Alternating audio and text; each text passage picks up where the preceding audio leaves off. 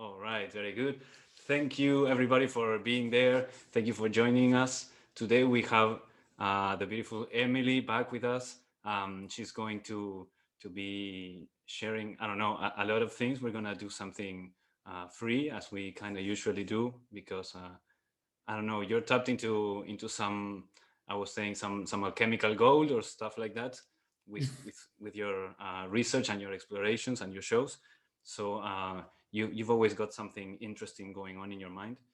And we were just speaking before we started how it's hot over there in Texas where you're at, Yeah. while here it's cold. We just entered winter. There's still sunny mornings and noons, but before we started recording, we have the heat on, and Yeah. my cat loves to get very close to the heat, and she's like burning up like for hours in front, like at this distance from the fire. But as soon as we kind of started doing this thing together, she stopped being laying down there and started walking towards me, and she's now on my Hmm. lap, which is kind of a Yeah. sign. I thought to share it with you since you had such a beautiful connection with your Olivia. Yeah. Yeah. And Yeah. she's Yes. And like, there is a portrait of Olivia being made that at some point will be featured on the show. So mm, yes, that's beautiful. the cats, it's always nice when the cats come in and visit for the show. And sometimes we get a tail sighting or sometimes Mm. a face, right? Like we get a lot of like Jasper popping in Yeah. during shows with Robert. And, if you're like in the chat room on Robert's shows, like it's hilarious to look at the chat room because people will get all excited when there's like a sighting of Jasper's tail, in the corner of the screen. It's like nobody cares about Robert or me or whatever. They just want Jasper, Yeah, right? totally. So, Yeah, cats have this. They are so alluring, so mysterious. You just wanna, when they show themselves, you just wanna be there to see whatever they're gonna do. She's like laying with her face like this on my legs, and one of her arms is extended all the way. It's very funny. Um, what is your and cat's name again? she's called Munai. Lanai. Yeah. I Very mean, I cute. wish I could like lift her and show you, but she's Then kind she of won't. Yeah, she's kind of happy. in, yeah, she's kind of crazy, and if I lift her, I don't know what she's gonna do. She might Yeah. destroy all the setup here. So yeah. And cats have an interesting relationship, perhaps not. I don't know how directly to time, but to energy. Um, Mhm. how many times I'm feeling down, or even if I don't even realize that there's something going on with me, and she'll like come and lay on my chest or on my on my lap or whatever, and start purring, right? Yeah. uh, I don't know, whatever it is that they're doing. But Yeah. they're definitely, and when they start like looking the towards the ceiling or whatever, like they're seeing something, but you look Yeah. there and there's nothing. Yeah. So a couple of things, since you just jump right into it. So yeah, so cats are very interesting, and the relationship between cats and people are quite interesting. And then there's these cat people, and by cat people, there's a variety of kinds of cat people. There's people with a lot of cats, right? We call them cat ladies, right? Like that kind of thing. Whether they're men or women, if you have more than 3 cats, you're a cat lady, right? But then there's these like weird cat people, and if people follow me or I've talked about this before, and I think Rock Castaldo has talked about this, and he and I have talked about this, and both experienced it. That there seem to be these people that are shapeshift into cats and back and forth, and from the best of my ability to intuit and to research, this is what T.S. Eliot's Practical Cats, or the play Cats, is really about. It's about these sort of cat people. Then there's even a movie called Cat People with Natasha Kinski, I think, that sort of show themselves in particular areas around cities. And I have had my own encounters with the cat people in alleys of downtown Los Angeles and at parties. And it's very interesting. They're very unusual and they're very attracted to music. And I believe there is a group of cat people here in Austin that hide under the rubric of being a funny artist's meme called the Cats Cult. But I believe that they are a group of people that understand the interdimensional portal that is this river and the way it works on, I would guess, I'd say maybe nights that are full. I don't know yet because I'm still sort of trying to sort this out and identify it and them. I think I have some ideas, and until I have it sorted out, I'm not going to say too much. But they seem to coordinate somehow with the moon. And they seem to have a symbiotic relationship with it. And if you, like, there was an episode of the Glass Bead Game with Michael and I where I showed how this Cats Cult art was literally projected onto the pink supermoon about 6 weeks back, 8 weeks back, something like that.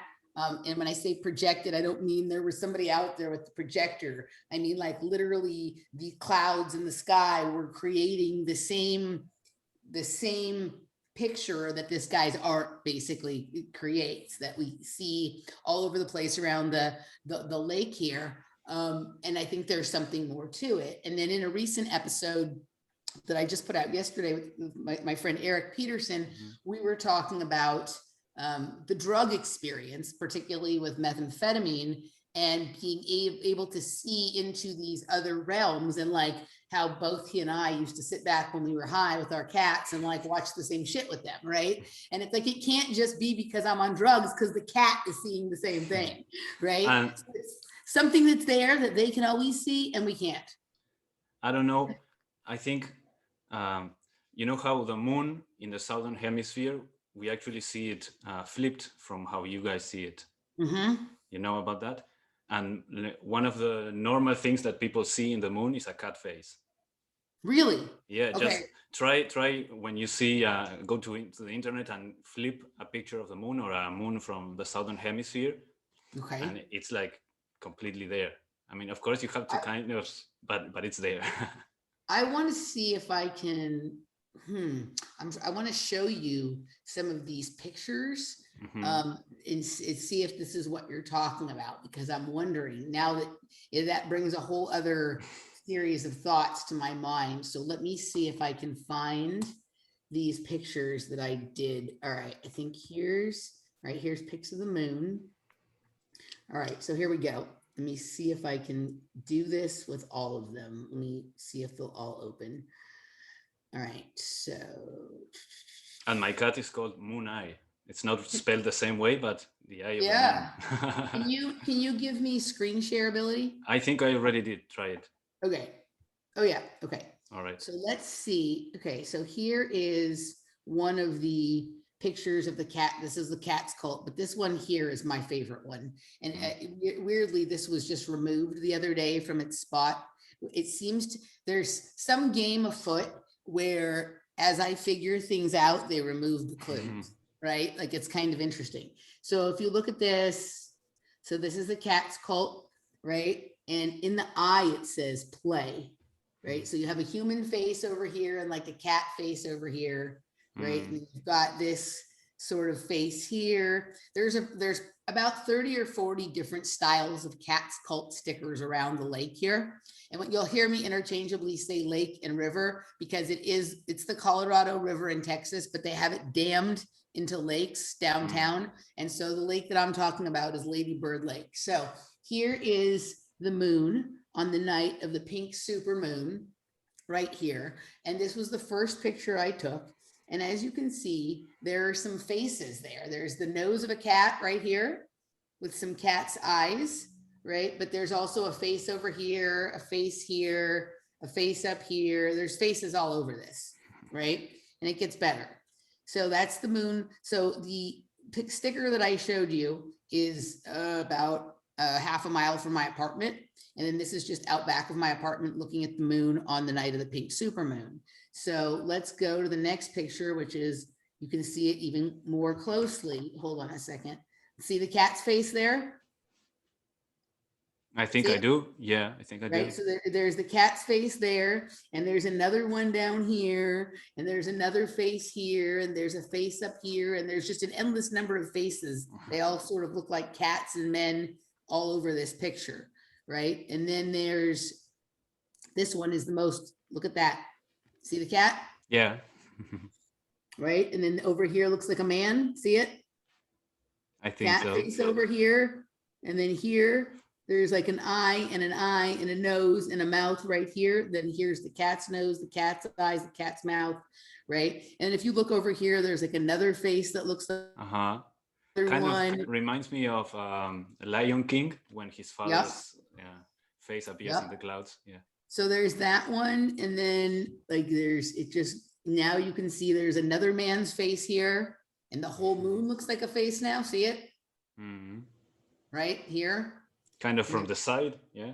Yeah, right. Like it just keeps shifting and changing. And then there's but if I zoom out, you still see that original cat's face here. Mm-hmm. And then the woman's face right here. A woman here and a cat here. And then there's another face here and one up here. And then another, see this face here now? Yeah. Right. And then there's the cat's face again. And then there's something up here. So it was like, there was just for about a half an hour, we're watching all of these faces. Right. And if you look even in the bigger clouds all around it, you can find faces. There's this other sticker there now on the lake. I don't have it on my computer. That's just all these faces morphing into each other. No cat, just faces, right? That look like sort of what's within the cloud here. But now you can see there's like this woman's face that actually almost looks like me. See it? Right? There's like a mouth and eyes and nose, but there's a smaller face within it. There's, you can look at it one angle and this looks like the face, and then you can make the whole thing a head, and then this becomes the eyes, and this becomes the nose, and this becomes the mouth, right? Like it's crazy. You can find an endless amount of faces in these clouds, right? And what was interesting, and then finally the clouds moved and this was the pink moon.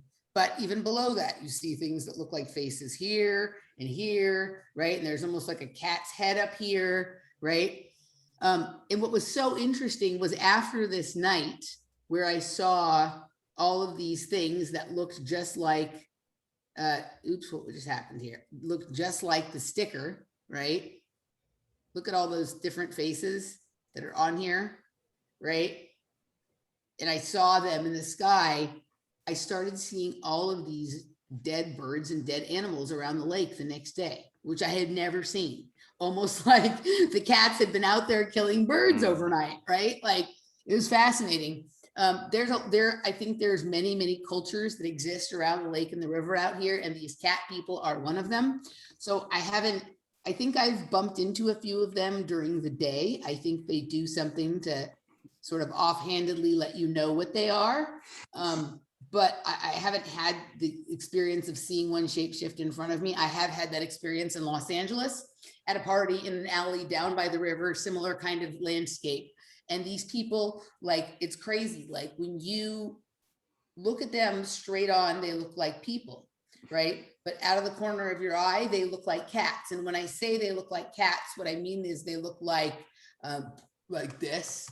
They look like, did you ever see the play Cats? No, I know about it, but I've never seen it. So this is literally what they look like out of the corner of the eye, right? They look like this. Right, like with makeup or something like that. Right. Like let me find one that was like kind of. I remember from when I was a kid, perhaps you remember it too, this show called Thundercats. I've heard of it. I don't know if I've ever seen it. Yeah, they're like humanoid felines, like from outer space or whatever. And you should check out their appearances. They are like extremely human with cat. Yeah, so like when they looked like people, they looked like, so they all showed up to the party together. They were like a group of like 5 or 6 of them. They showed up, they came down the alley. I saw them outside, later I saw them inside. And they came and left together at the same time. They were right. And I never they came and left together. They were there for a few hours. And when you look at them straight on, they looked kind of like they had an androgynous look to them, right? Like all of them, like some of them were men and some were women, but they all kind of had that sort of like David Bowie, Pat Benatar, like that sort of, you can't tell they're a rock and roll star. They have spiky hair. They're sort of dressed in tank tops and leather bracelets and jeans and whatever. But when you would catch them, like either out of the corner of your eye, or like if you turned real quick, right, for a second straight on, they would look like that, and then it would kind of go back to regular human. And I've had all kinds of experiences at parties. That's the only time I've ever had that one, right? And it was just this one group of people. It was fascinating. And Raw Castaldo had a similar experience in Long Beach, which is a suburb sort of it's like in a city not far from Los Angeles. They seem to be attracted to music. He was having a musical experience when it happened. And Austin here is a very, very musical city. So I don't know what the relationship with music is to the cat cult around here. But I think it's a thing. And you know who always reminded me of a cat is, let me see, I'm gonna see if I can share as well.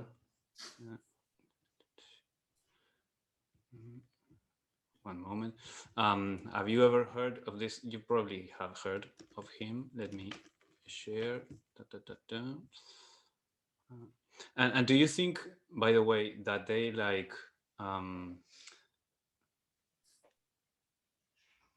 when you were explaining the thing of seeing them from the corner of your eye? I mean, of course, we both understand and we know this sounds totally crazy, but we're just exploring the idea, just for anybody listening who is like, what the fuck are they talking about?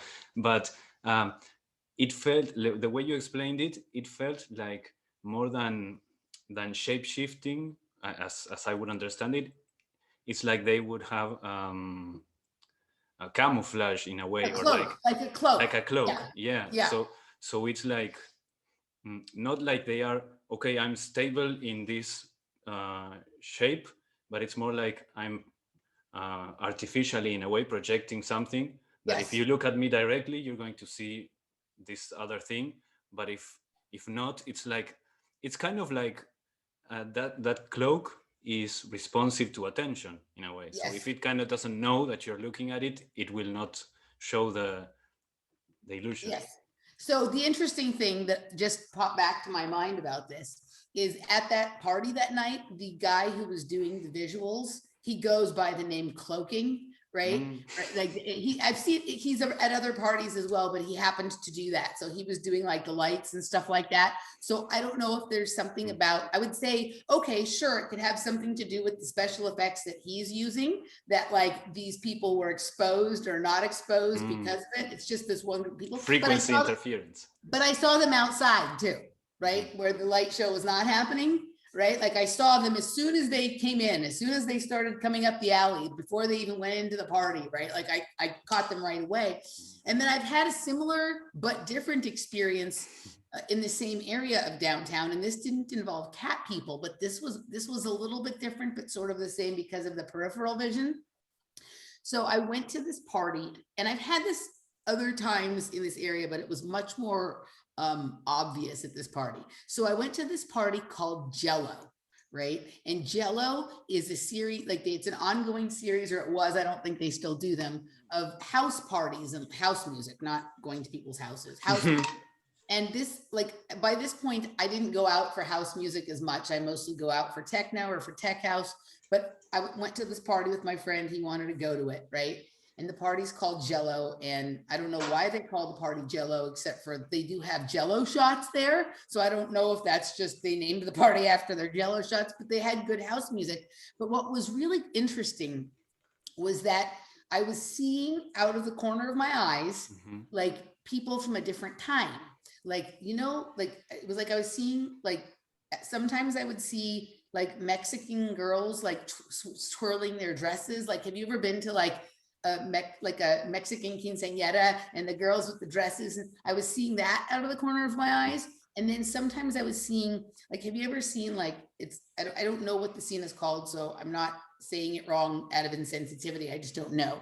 But like within Black culture, there's these guys who they do like a combination of like tap dancing and house dancing. Like they're Black gentlemen, they wear suspenders and like tap dancing shoes, and they do kind of like this style of dancing, right? Like I was seeing like 1800s, right? Something like that.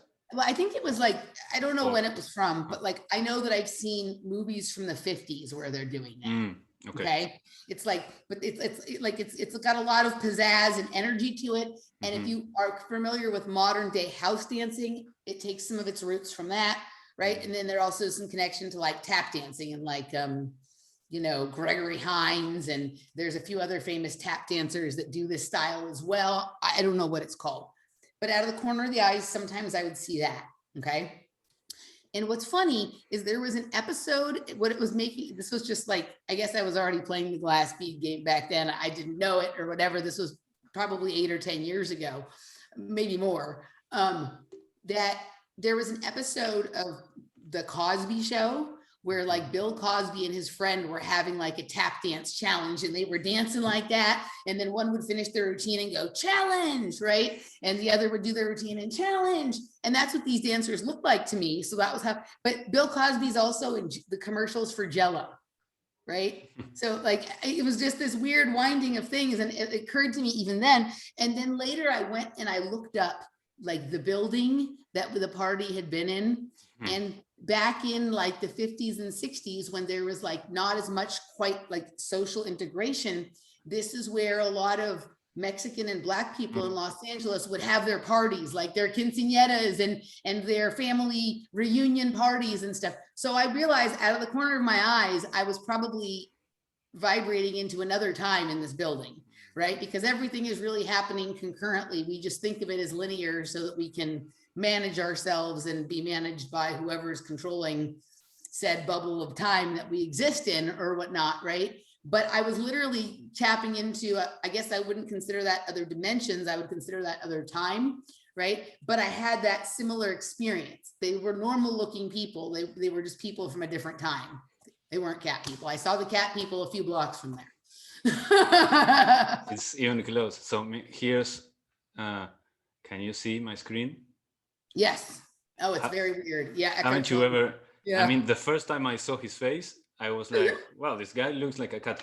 And I also thought, no, okay, nothing, whatever. No, say it. No, I don't mean to like disrespect anybody or talk about other people or whatever, but just okay, so just because you're insisting, I also thought that in spite of all his wisdom and all the things that he shares, which are amazing, I also thought that I could make him get mad at me. Yeah. I could like exasperate him, and I don't know. That's what I thought. Like there's like this idea that spiritual teachers are like beyond beyond their feelings or whatever, and I'm pretty sure there are some which like they can perceive whatever your intentions are from a mile away. Yeah. But I thought that I could be annoying enough to make him get mad. That's what I remember thinking. Did you test it out? You should test it out. No, I don't know. How could I be? He looks like the kind of person that I would enjoy making mad. Right? But he does. You're right. He has like the look of like, I don't know the name of this cat. It's like a blue Russian short hair, something like that. Let me look for that because I think that's, I don't know if that's a real name. I don't know if I'm saying it right. Like I know someone who has one, and I think it's like a short-haired blue Russian cat or something. I don't know if I have it right. It might not be the one, but there is a particular kind of cat that he looks like. Like he doesn't look like Olivia. He doesn't look like Jasper or Rosie or whatever, right? But I know that I've seen cats that look like him. So yes, I agree with you. Let me see. How about, can you see this one? I think this is the short hair that you. So like this one right here. Okay, so there's this one in the, not that one, but if you go right, okay, so the one that you've highlighted, if you go down from it, no, in the black column over to the right, if you go down to the top one on the left where it says Russian blue cat, blue, that one looks like him. Right, there's some there is definitely a cut resemblance. Right, so yes, there are. I mean, I've had this with people before. Like I've known lots of people that remind me of animals. You too? Yeah, sure. right? I've known people that remind me of like turtles or spiders or something, right? Like bugs of some sort, or like puppies or horses, And right? you They're know, just there's even good. people that remind you of characters from Tolkien's novels, and like gnomes Right. and dwarves Yep. and all Yep. of the orcs, etc. There's people that definitely remind me of those archetypes. Yep, totally. This picture, so if you go to this black column on the side that you have Mm-hmm. here, in the same position as that other cat, that one right one down and to the left, that one looks like the cat. Mm-hmm. He's got a very intense look. The same cat, right? Yeah. Right, maybe different color eyes. You can pick one of the cats with different eyes, but it's the same. Yes, there's like a signature for sure of like some kind of cat person. And there's people that move like cats, right? Yeah. Like there's people who move like a cat, and others who move like a deer or a stallion or something like that, right? So yeah, Who knows, for huh? sure. All right. Yeah, but I wonder what it must be like. So, like when I used to and I was talking about this with Eric. Like I used to sit there, like especially like when I was sort of coming down from doing drugs back in the drug doing days, and like sit there with Olivia, and I could tell we were seeing the same stuff, right? We're seeing the same kind of thing. So I wonder, like if how they must think, what their thoughts are, because we don't usually see it. So we're usually walking around as if that stuff doesn't exist, right? And I wonder like if they have a set of thoughts about like these fucking stupid people. They're just like walking right into this massive swarm of some kind of AI or something like that, and they just keep walking around in it like nothing's happening. You know what I mean? Like the cats are thinking that. Yeah, right. Like these stupid people, and then all of a sudden, like out of nowhere, I'm sitting there looking at it with her, and she's like, "Yeah." So now you see it, and then she can't understand why the next day I'll just not see it again and walk around like it doesn't exist, right? Yeah. Yeah, there's these ideas of, in I don't know what it's like in New Age, in the New Age thought. There's all these ideas of people from the Pleiades or extraterrestrials from the Lyra or the something or other. Those are the cats. The cats were from Lyra. Lyra. Yeah. There we go. The Arcturians, etc.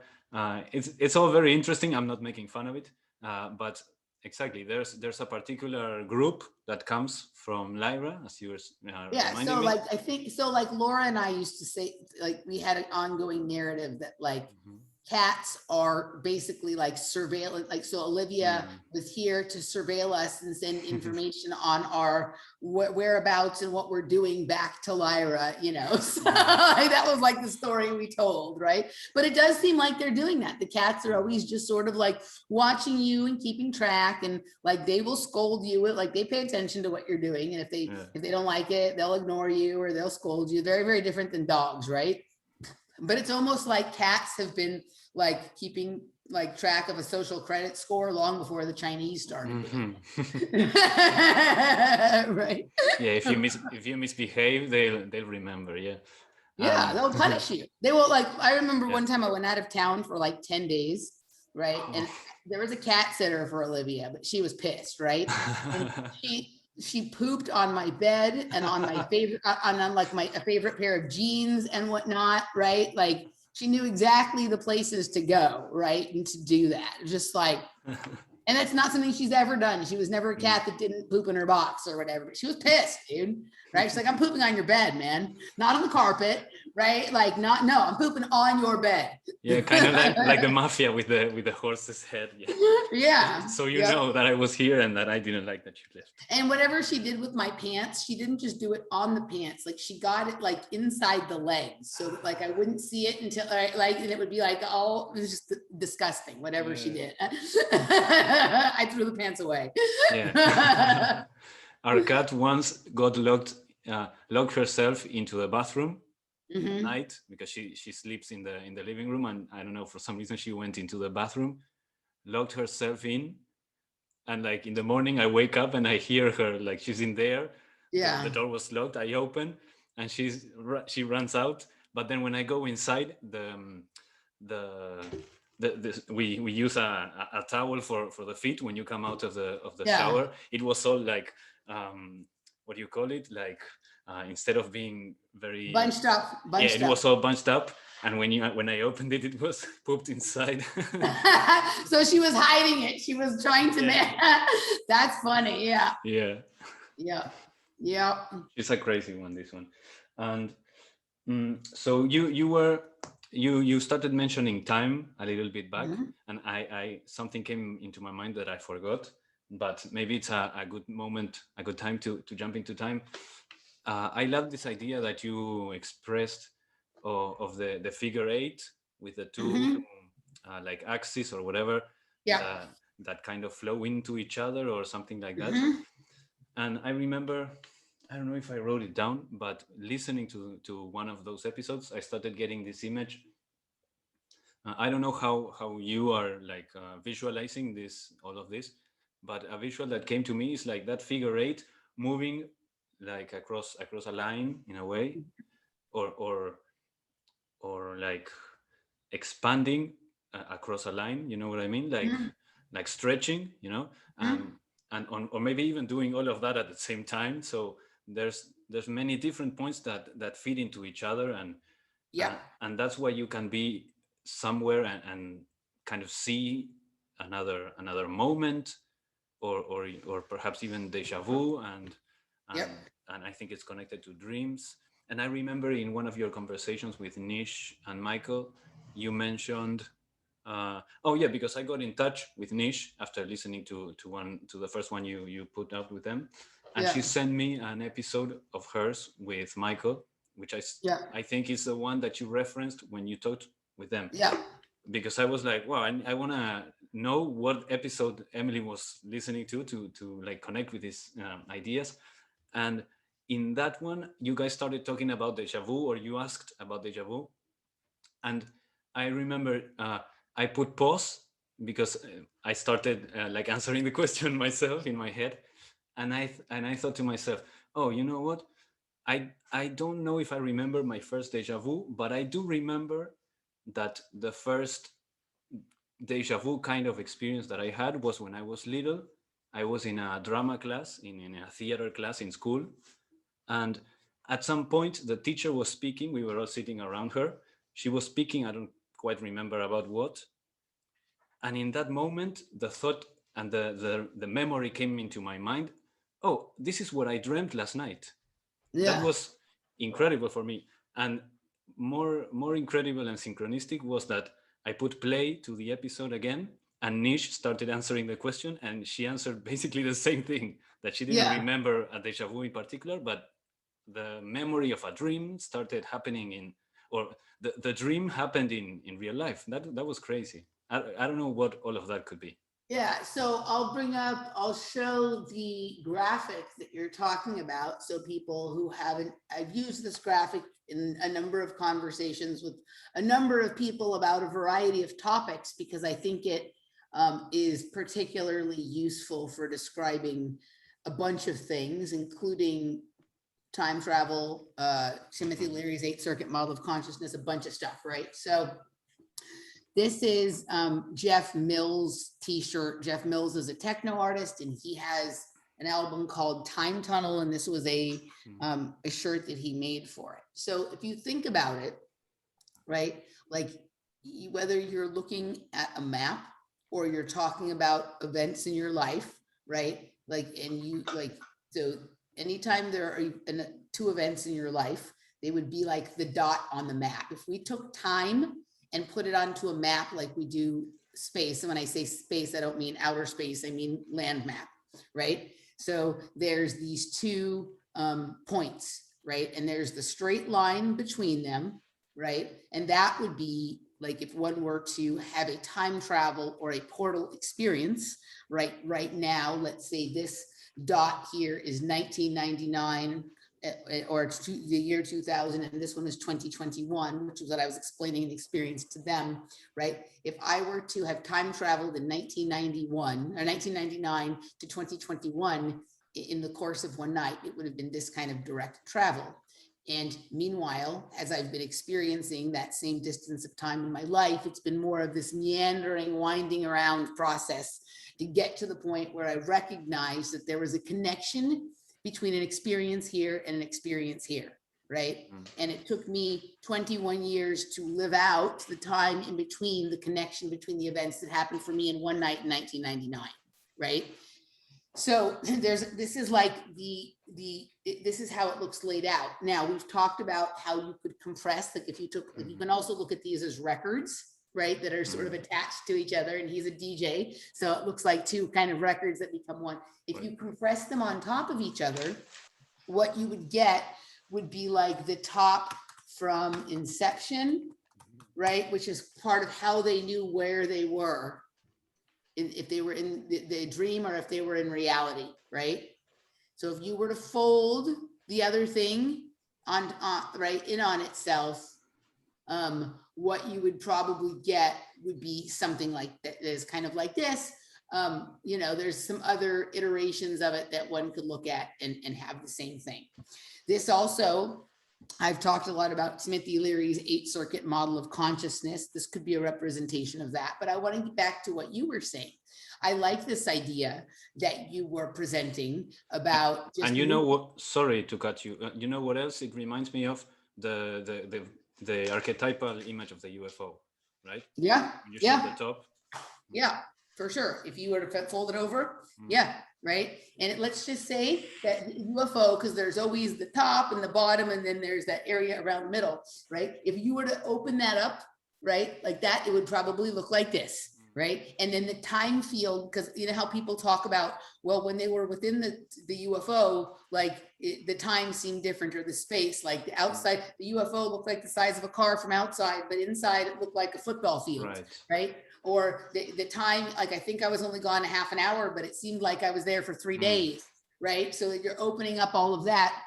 But let's go to this idea. I liked this idea that you brought up about moving around, right? So let's just say that this is like an infinity sign as well, right? Like this is the infinity, and everywhere you go, right, you're sort of tracking this around with you, right? That you're here, and there's all this reality going on around you, right? Like that you can generate from any spot that you are in any place. Like, so you're taking around the infinity loop with you everywhere. The only thing with this is that it seems to be, if you just look at it by itself, that it's a closed system. There's no room from anything from outside of it to come in, right? It's closed. There's not an open portal to anywhere on the outside per se, right? Unless top down or whatever. But what about the idea that one of these circles, like I said, instead of this being, and I'm not saying it's not the other one, I just like to play with as many iterations of things as I can. So instead of this being 1999 and this being 2021, this one being me, right? And this other dot, there can be an endless number of dots. There can be one here, I can throw one over here, I can throw one over here, I can throw one here. And those can be places, they can be people, they can be times, they can be events, they can be ideas, right? And then between myself and whatever that other anchor point is, I can generate this entire reality, this entire like UFO or loop or 8-circuit model of consciousness about anything that I think of, right? And I can have them exist next to each other so that almost, I wish I was a graphic artist, but I could put from this same record or loop, another one over here, another one, and then you'd have something that almost looked like a Metatron's cube or some kind of like, let's go see like some basic sacred geometry. Let's see if I can find one that is exactly what I'm thinking about, right? Let's see, the shape that I'm thinking about would be something like this, right? Like one of the, like these are some, there's one in particular, one shape that I'm kind of thinking of that I'm going to see if I can find here. Like this is a good one, right? But there's something else. There's one that has no flowers in it that is just like this kind, this is sort of it, right? Like this, but there's one that doesn't have any lines. It just has connected circles. And of course, now because I'm looking for it, I forget what it's called. We're not seeing it. Like it's it's a pretty basic shape. I can't seem to find it right now, right? Yeah, the one you're showing, I think that's Metatron's cube. That's Metatron's cube, but there's something that is just the circles, but they're not overlapping each other at all. How about there? Looks like a hexagon. This one? Yeah. Okay, so the one that I'm thinking of right now doesn't have any overlap. It's just the circles like on top of each other. So let's look at like sphere packing. Let's see if I can do sphere. Oh, you mean like when cells divide and that kind of thing? So like this, right? Like let me see if I can find one that is exactly the one I'm thinking of. Like there's one particular shape. So this is like, go ahead. There's this material. I think it's called, it's funny, but Buckminster fullerene. Buckminster fullerene. Yeah. You're talking about that? So it's sort of, I'm trying to see if I can find, there's one exact. Because I think that the geometry of that is kind of like what I'm understanding that you mean. So there's one, of course, like I see it every time I go look for sacred geometry, I see it. And of course, today, because we're looking for it, I don't see it. But it's something, it would be something sort of akin to like this, but in the shape that, okay, so here's, let's see, it would be kind of like this one here, but just imagine this one here, right? Like imagine it without the cube over it, but in fact, with the cube over it is actually just fine. Like that works, right? Like, so, or maybe here, like some of these, right? So here is me, I'm the middle one, right? And every thought, idea, time, place, everything that I can think of creates one of these. And between myself and each other ball, right, there is this figure 8 kind of scenario where like there is this implication that you can like that. Okay, so like if you were to do a portal, like a direct like end to end travel, it would be a straight line. But the way we really experience it more is like this. It's omnidirectional to the place where, like, if you're fully immersed in the experience, you get to the point where it's not linear. You don't know which thing came first, the idea, the person, or the thought, right? And the whole reality around it is this sort of intertwining, looping sort of thing, right? It's an energy field, right? And we, for some reason, either have been inducted, like brought into this system that is completely ruled by end-to-end linear time, when the truth is, whenever you have like, have you seen Tenet? There's like they call it a temporal pincer movement. Like everything is really one of those. Any space between two events, really, if from outside of it, you could move around within it. Right? And you can sort of rearrange yourself. And that's what they're doing in that movie to get out ahead of things, right? So only we think it only goes one way, when really it's like omnidirectional in every way and looping around and things, you know, like that kind of stuff. So I love this. This graphic. I've used it a ton. I'll probably continue to use it more. Everybody always connects with it when I show it, right? But the relationship between any 2 points can be direct, or it can have this winding road going all around it to the place where you're not sure where it starts and where it finishes, and what was the event that initiated something and what was the end result. And I would say that this is really more what reality and life is like. It's like this sort of like winding labyrinth of stuff, right? That the more you really get into the moment with it, it becomes unclear where the start and where the finish is. And now that I'm seeing it from up close, I see that in the image, not all the pathways reach the center. Right. So like if you look at it, there's just the center point. And concentric circles.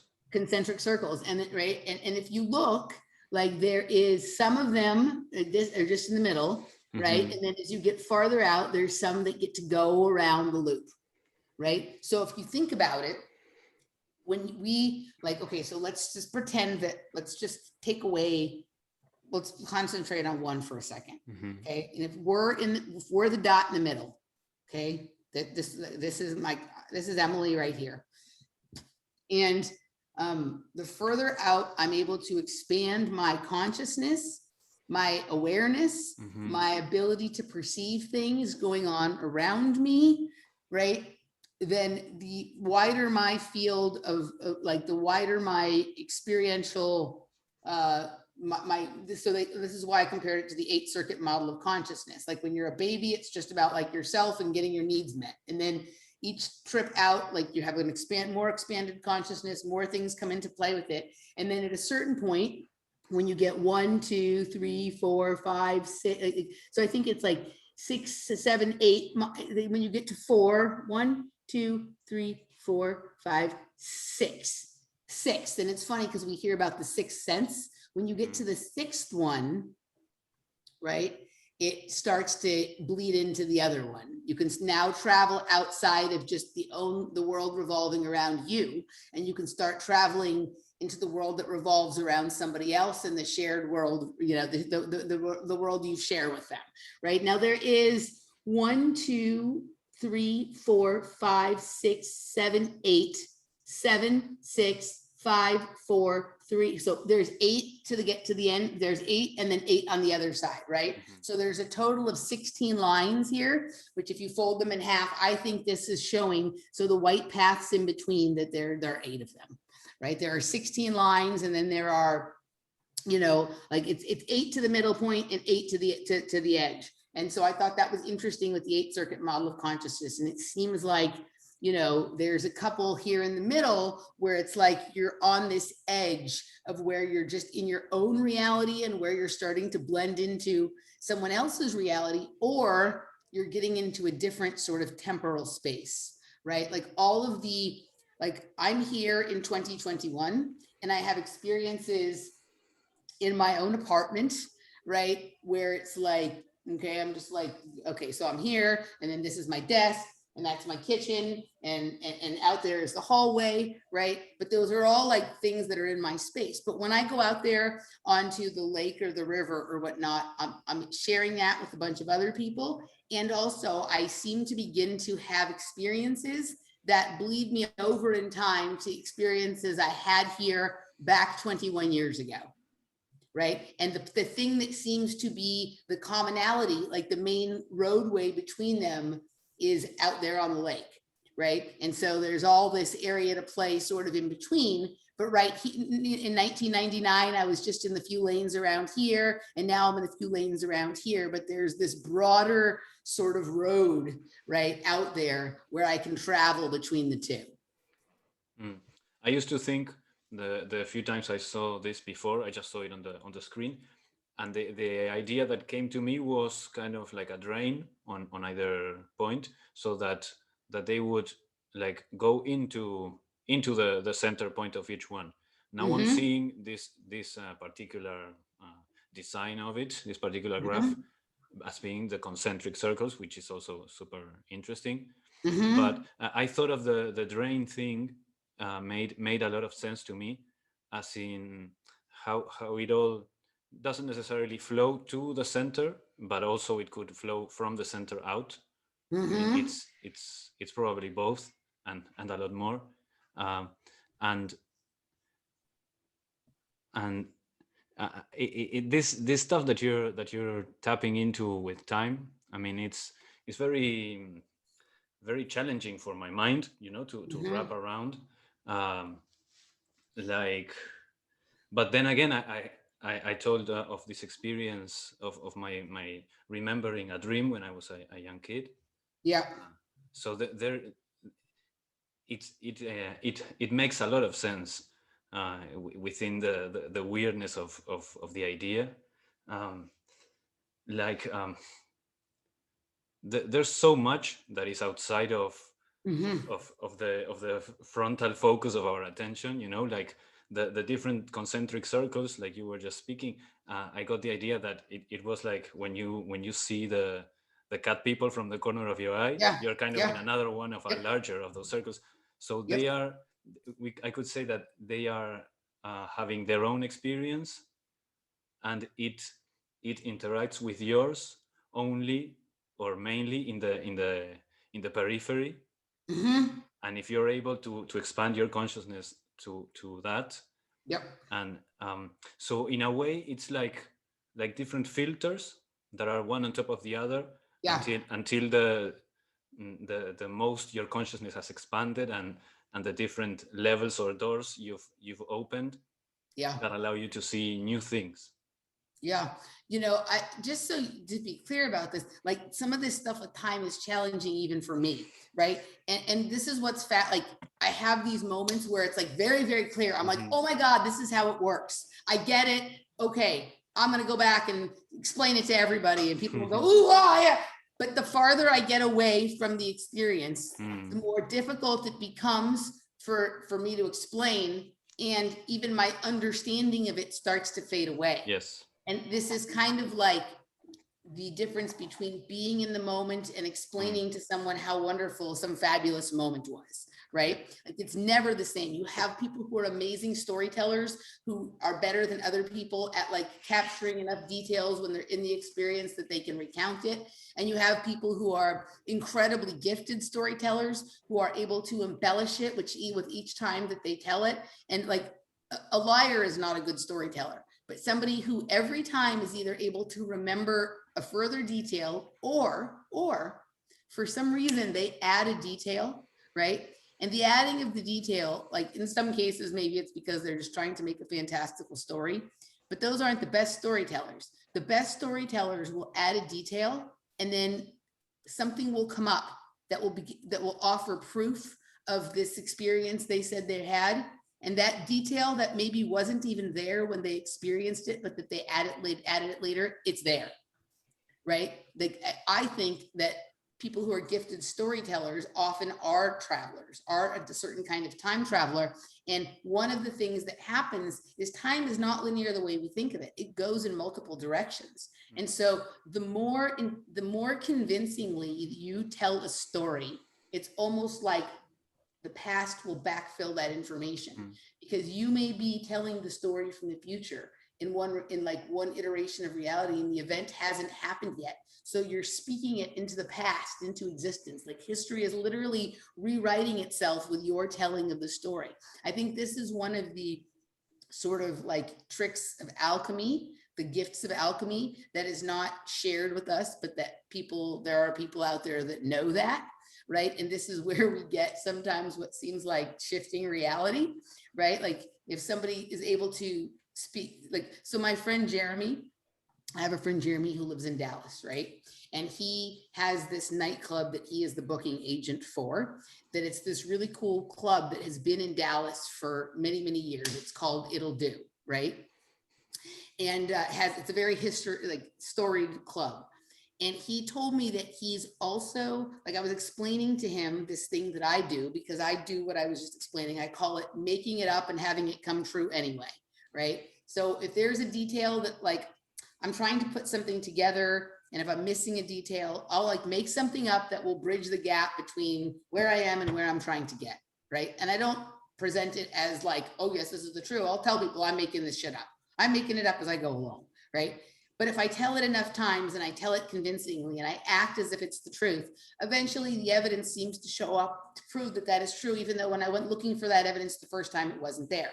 So I was telling him this process that I do, and he's like, okay, I have this woman that I'm researching for a script that I'm writing. He writes movies and stuff like that, right? He's like, and I just have this feeling, like I want it to be true, that this woman worked at this club at some point, that she had an experience here. I'm like, well, have you researched it? He's like, yeah, I haven't found it. I said, okay, this is what you have to do.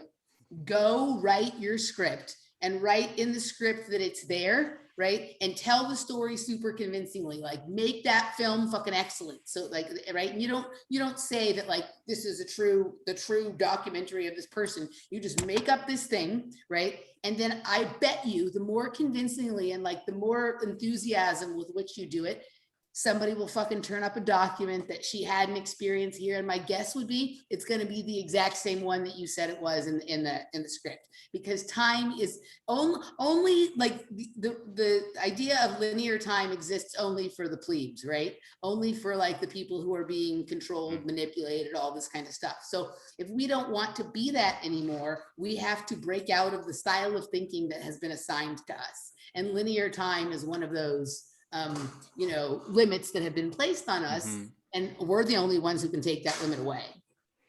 I think linear time, what came to mind is that it's only for those who aren't asking questions. Yeah. Like right? What you were speaking, I don't know if you got to the end of the story. Did that document the document came up? Well, not he hasn't had that experience yet, right? I told him to do this. I don't think he's finished his film script yet, right. But I've had it happen, right? Like I was insisting for, as soon as I started the show with, being on the show with Randy years ago, that space was in Chatsworth, that the secret space program existed in Chatsworth, right? Like, and I only was saying that because it was a feeling I had, right? And then just like last year, I was able to find these documents that talked about how important the relationship between these cave paintings in Chatsworth were with the world's relationship with space, right? And that this is the same area there where there's an underground base, where there's Boeing, where there's a particle accelerator, where there's all these things that you and I would consider to be part of time travel, right? And I think that a lot of times when they're getting us to focus on space, what they're really talking about is time, but they're not telling us that. They're like, oh, Jeff Bezos is going to space, or Elon Musk is going to space. And I'm like, yeah, no, they're not, right? This is like a time travel thing or a portaling kind of thing. But I was literally able to turn up evidence in that for people who look at the kind of information that we do would indicate that Chatsworth, California has a really important relationship with the secret space program. And I didn't know that when I started saying that. When I used to go look things up to try and prove that it wasn't there, but I told the story enough times and eventually the information found its way, right? To this, and it's ancient information, right? No, I don't know if that was always the truth and I tapped into it because my intuition is good, right? Or if I told the story convincingly enough that history backfilled in to prove my point. Doesn't matter. Many things come up for me with what you're saying. There's this we could call it a technique for in the healing realms, in the realms, what you call it, in healing, this idea of going back to your past and fixing whatever your trauma or some situation that you had, and it's hard because you need to sort of convince yourself that this works. But if you allow for the disbelief to not be there for a moment, you can go into your past. You can, I don't know, you can try like meditating or having some frequencies or some music that relaxes you and allows you to, or some guidance, whatever. You can go to a certain moment and fix something, and it'll change, because we are what's important for me that of all these things you're talking about time is that we are literally entering, or we have entered into a part of the story, a part of space that is having a certain effect on time, or a stronger effect. It's always been there, but it was so small that time, nobody questioned if time was linear, because the distortion was very small. But now it's becoming more and more with every year, with every month that passes. It's becoming more clear that there's something with time that is different from what we've thought until now. And so rewriting the past. So you can rewrite the past, and there's also this idea that anything that you can imagine is true somewhere. So if you are convinced enough that a certain idea you had is true, or a certain like the idea you had, what you explained with your friend, writing that script. By the way, that's also another technique, like writing but I don't want to get off track. Uh, there's there is somewhere where that is true, and if you the feeling is the secret. If you are able to tap into the persona, Yep. or the feeling that you believe that, and that is your reality, some way, some magical way, and it seems like it's always been like this, you are able to jump to that timeline in which that is the past. Like, let me tell you, as it's not necessarily an experience from the past, and I'm still needing to definitely confirm it, but I think it reflects my belief of the thing. Like, I'm not totally convinced about it, so it's still not 100% convincing. But there's these neighbors, they usually park their car outside, and the car's always been silver, and it also had like a big sticker or whatever, I don't know what you call it, Yeah. decal or something like that in the Yeah. front of the car. um, and not so long ago I started experimenting with timelines and with reality creation and etc etc. And I remember one day going out, and suddenly the car is green. So Yeah. it's, for me, it's the same car.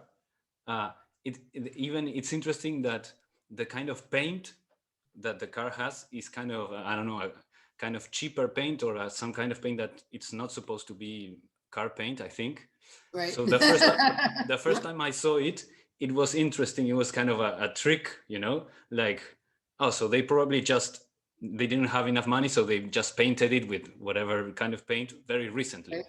But then eventually, as time goes by and days pass, suddenly I go out again, and there is the silver car again with the Yeah. sticker and everything. It's gone back. Now, the last time I went out, it's gone back and forth several times. Well, So it's the interesting. last time I went, I took a picture of the number, the license plate. I'm going to see if there is some kind of, like, the next time I see the other color car, I'm going to Right. see what happens with the plates. You were saying? So that's interesting. So this is the kind of thing I pay very, very close attention to, the minor things that change. Like, I go out on the trail every day, Hmm. right? And sometimes something is in a different place than it was the day before, and then it's back, right? So it's like, okay, I'm like, why are we so convinced that we are in the same reality every day? Hmm. Right. So I'm paying close attention to some of these things, and some things are gone because somebody rips it off or whatever. But like, when something is like an inch that is part of a solid object is over here when it used to be over here, and then it's back, it's like, did it change, or did I go into a different place or whatever? But it's interesting what you're saying about the car being green, right? Because green, we have green screens, and green seems to be the color from which all the other things are sort of projected. So it's interesting that when it switches into the other reality, it's green, right? So it's almost like that green might be the baseline reality from which many others can come off of. We talk about this with color a lot, like in the Project Kids group and stuff like that, right? We have a lot of anomalous things going on with color and whatnot. But okay, so I'm going to share this one story that's like a simple, it's not like some super fantastic thing, but it's just a different way to like interpret an experience that I'm sure we've all had something like this, right? So one of the areas of town here where I've had like a ton of my anomalous experiences is where it used to be the Austin City Music Hall. I used to go to raves there when I first moved here, right? And I remember this one particular party where just very, very quickly, I had a vision of myself in this one particular outfit, right? And it wasn't an outfit that I had, right? But there was this like outfit that in my head became like, this is what I want to look like, right? Like, this is like, I liked the way I had a vision of myself, what my hair looked like, what my outfit was, right? And like the whole look I felt like that was who I was, and that's what I wanted to look like, right? And it was just a quick flash for a moment, but I remembered it all the time. And it's different when you remember a vision than when you keep having a vision, right? And so, or then when you have the vision, but I had both over the course of some period of time. Like, I would remember the vision, but also it would pop back in again, right? But the first time I had it was really just that first time where it was that really clear image of myself, right? And so I was like, I would like to look like that. So I was kind of always trying to look for the things that would make this outfit and this look for myself. And then suddenly one day I found myself looking like that. Right. And in my head, it was like, okay, I had this idea of what I want to look like, and I finally have accomplished the look. Right. No, I don't think that's what happened. I think I had time traveled that night with the dancing and the music in the spot where I've had other experiences. I traveled to then, and I experienced myself as that. And rather than I was trying to recreate that look, what really happened is just like, I wore it when I had that outfit. Like the time had come for me to have that outfit. Like I had had a jump that night into being in that outfit.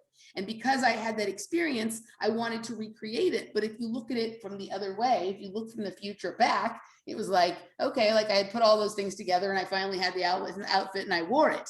Right. It was a time travel event. It wasn't just necessarily a vision. It was like I tapped into myself being there so many years later in this exact same spot when I was wearing that.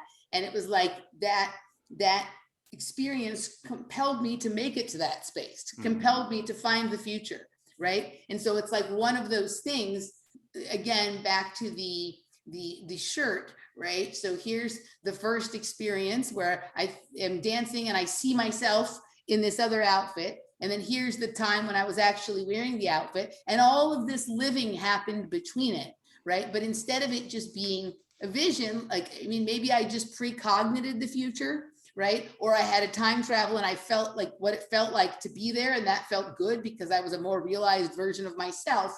And then, as it happened, I thought it is linear time moving forward, but in hindsight, I realized that, like, no, that was just the time that was always going to be. I just got a precognitive look at it, right? Because it wasn't like I went out and bought the outfit. It was like over time, I somehow, like, it wasn't like, oh, I have this piece, now I have this piece, now I have this piece, oh, now I can put the outfit on and wear it. No, all of a sudden I found myself, oh shit, I'm in that outfit that I saw myself in, right? And those pieces had been sort of compiled over time, not necessarily with any intent of wearing them together, but there I was in the outfit that I had seen myself in, right? So I think all of these things, like anytime we have like what we think of as like a meaningful experience, or one of those experiences where like we have that appreciation of life, or this moment feels really good, I think any of those events can be generators of that flow of time between events that I'm talking about, right? This like expanded geometric thing that we showed or whatever, right? Where so many things can branch off of it. Anytime when you're completely in the moment can generate time travel to another moment. So it's funny, right? Like we think about like, be here now, like don't think about the future, don't think about the past. But the idea of time travel obviously implies future or past, but you can't actually do it unless you're in the moment now, right? So it's kind of this very interesting paradox, right? Like the only thing you can't think of to travel to the future is the future. You have to be right now, right? It's very interesting. Yeah, definitely. Many things come to mind, but something in particular, I'm trying to see if I find. So, no, over here. Do you know, first of all, there's this idea of the higher self, and do you know about the law of one? Have you ever read that? I haven't read it. Like, I to be honest with you, like the amount of times I heard David Wilcock refer to it made me not interested in it. But I am aware, I understand the concept, and I understand that David Wilcock is not the person who came up with the concept.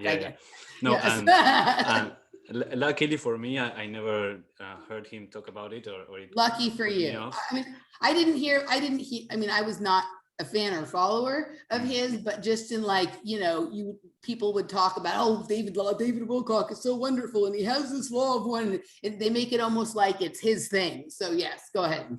Yeah, and I've had one of the people who was part of the original. So I don't know if you know the backstory, but they channeled some entities, or some a kind of collective mind. So that is called Ra, by the way. And it was 3 people. One was channeling, one was asking, and one was doing the transcript. Right. so and eventually they all learned how to do it, because they used a kind of a special way of doing this channeling. It was very, it was, the interesting is that it's kind of very scientific, very Right. very strict, disciplined. And there is something that is interesting. I'm gonna see if I don't have it from before ready, but it's one of the things that I wrote down that I wanted to talk to you about, because you mentioned, when they talk about time, or when they talk about space, that they're really talking about time. Right. And there's this idea of time space, and there's this Yeah. idea of space time, Yeah. and there's also the idea that they are not exactly the same thing, right? And in the law of one, they talk about this. I'm on a page here. Let me see. Maybe you're faster than me in finding it. Let me see. I'm gonna share the screen. So I just want to say something Yeah. real quick about what you said. So, like, it isn't that anytime someone is talking about space, what they're really talking about is time. It's kind of like what you're talking about, right? So there's no like they have humanity completely obsessed with this like the outer space, right? And that space travel, right? And everything is about space travel and whatnot. And to me, like space does not exist, certainly not in the way that they have described it to us, right? Like you don't take a rocket to someplace super duper far away. It just isn't how it works. At some point, time and space have to fold in on themselves, right? It kind of thing. And it's very, it works completely different than they've explained to us, right? And I do think that a lot of people that we are being told, like a lot of resources and attention that we are told is being put into space is actually being put into understanding time and moving through time and how this space-time continuum works and whatnot, right? I don't think space exists in the way that they have told us. And so I think any discussion of quote unquote space travel has to involve on some level a consideration of time travel or like the time space bending, alchemy or technology. Space, Yeah. time, space. Yeah. And you know what? I've had this. This is one tangent that could lead to hours of talking. But I had this idea once that black holes. Yeah. It's kind of a trippy thought, but black holes. If you were able to go into a black hole, you would come out the other side. How to put it? You would come out like a black. I don't know how to put it. A black hole is the inside of another person's point of view. Yeah. So That if makes you went into a black hole, you would come out like looking outside my eyes, for example, no? And if right. I go inside into my astral realm or whatever, in my dreams, etc., if I go in and I was able to travel to another black hole, I could come out the eyes, for example, of another person, or the experience of another living being, perhaps. 100%. Like, so like the closest thing that I'd say that I've had to a black hole experience is like when I do mushrooms, when I first begin to trip, like I'll see all these little black dots, like little black pinholes, right? Kind of thing. And it's almost like they start to become more extreme, right? And then at some point, it's almost like I choose to go through one of them. And when I go through it, suddenly I'm looking at something else. I'm not right. Like I'm like I've had the experience where it's like I kind of go through the hole and then I'm looking at ancient Egypt. I'm not in ancient Egypt, right? I'm watching a scene in front of myself. I'm not like wandering around in the pyramid. I'm looking at them almost like from a bird's eye view. So exactly what you're talking about. Yeah, if you go into a black hole, you're going to be going into somebody else's viewpoint of something. I think that's a good example of that. That's a good, it's not that you can never move around in the space. it kind of depends sort of where you end up. But yes, I think that's certainly one way of perceiving it. It just sort of depends how far through the hole you go. If you're actually in the black hole, like in the sort of tunnel that's opened up through a black hole, or if you've come out sort of the other side or seemingly have come out. But yeah, I think that's an interesting way of putting it. And that would be a way in which time and space could Yes. bend in on each other. Yes. Yeah. And the outer space being the same as the inner space. I'm trying to. In my model of things, what they tell us is outer space, or like the secret space program or space travel, is the same thing as the brain mapping program. So when we look at the sky at night and we look up and we see all these stuff, what we're really seeing is a projection of the synapses firing in the inside of our own brains. Like the inside of our mind, it's like an outward projection of the deepest, most inner spaces of our minds. And that's a way in which we could try to explain astrology, that the sun, the moon, and the other planets are like in a circuit, that you have different points where stuff happens. And so maybe what I see as the sun is the inside of myself, the more subtle, but represented in a kind of material way. There is the sun, which is my personality or whatever. There is my Mercury, which is my mind, etc. Like what's another term for the sun? I don't know, Helios. No, soul. Like soul. Soul. Yeah, in Spanish. Right? Yeah. And so, like you just said, when I look at the sun, it's like the most soul part of myself, right? So there you go. Yeah. It makes total sense. And look, here I'm in the website for the LL Research is the name of the group that they formed when doing this law of one channelings. And this is actually what I think I was looking for. Okay. So they're talking about space-time and time-space. Okay. They clearly define them as two different things in this channeling. Let's read it. I don't really know the difference between them, but I thought it could be something interesting. Maybe I can make sense. What your mind could totally get this, I'm sure. So there is this group question, and it says, could you tell me the difference between space-time and time-space? This was a question that was covered in the Law of One, but I would like to hear Quo, which is another one of these entities that they channel, talk about time-space, for I still do not understand it very well, even from an abstract point of view. He still says here, when entities live in time-space, what is their life like? We move freely in space, but move slowly in time.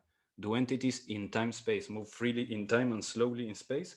We do not control our movement in time. Do they not control their movement on space? So like it feels like it's kind of like an alternate dimension or the other side of the coin or something like that. So it's like here we experience space as fixed or solid and time as moving. This could be that in the other one, it's time that is fixed, but it's space that's moving. And also, before I continue, there was this article that, of course, I was trying to find it, to talk to you about it, to share it, and I haven't been able to find it, that talked about a concept called moving time and moving ego.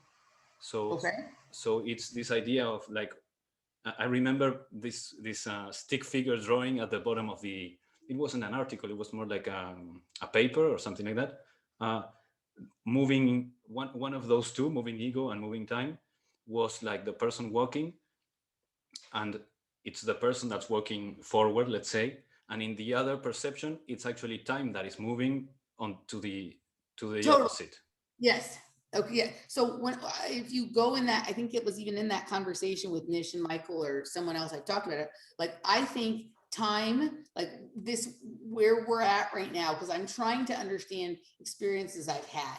And I think time might move in a different direction than we think it does, right? Like, we think that like time is moving forward with us, but I think that it's entirely possible, at least within this linear construct. I don't think linear time is true, but just in terms of like whatever this time bubble or trap in some people's mind, I don't like to think of it that way, right?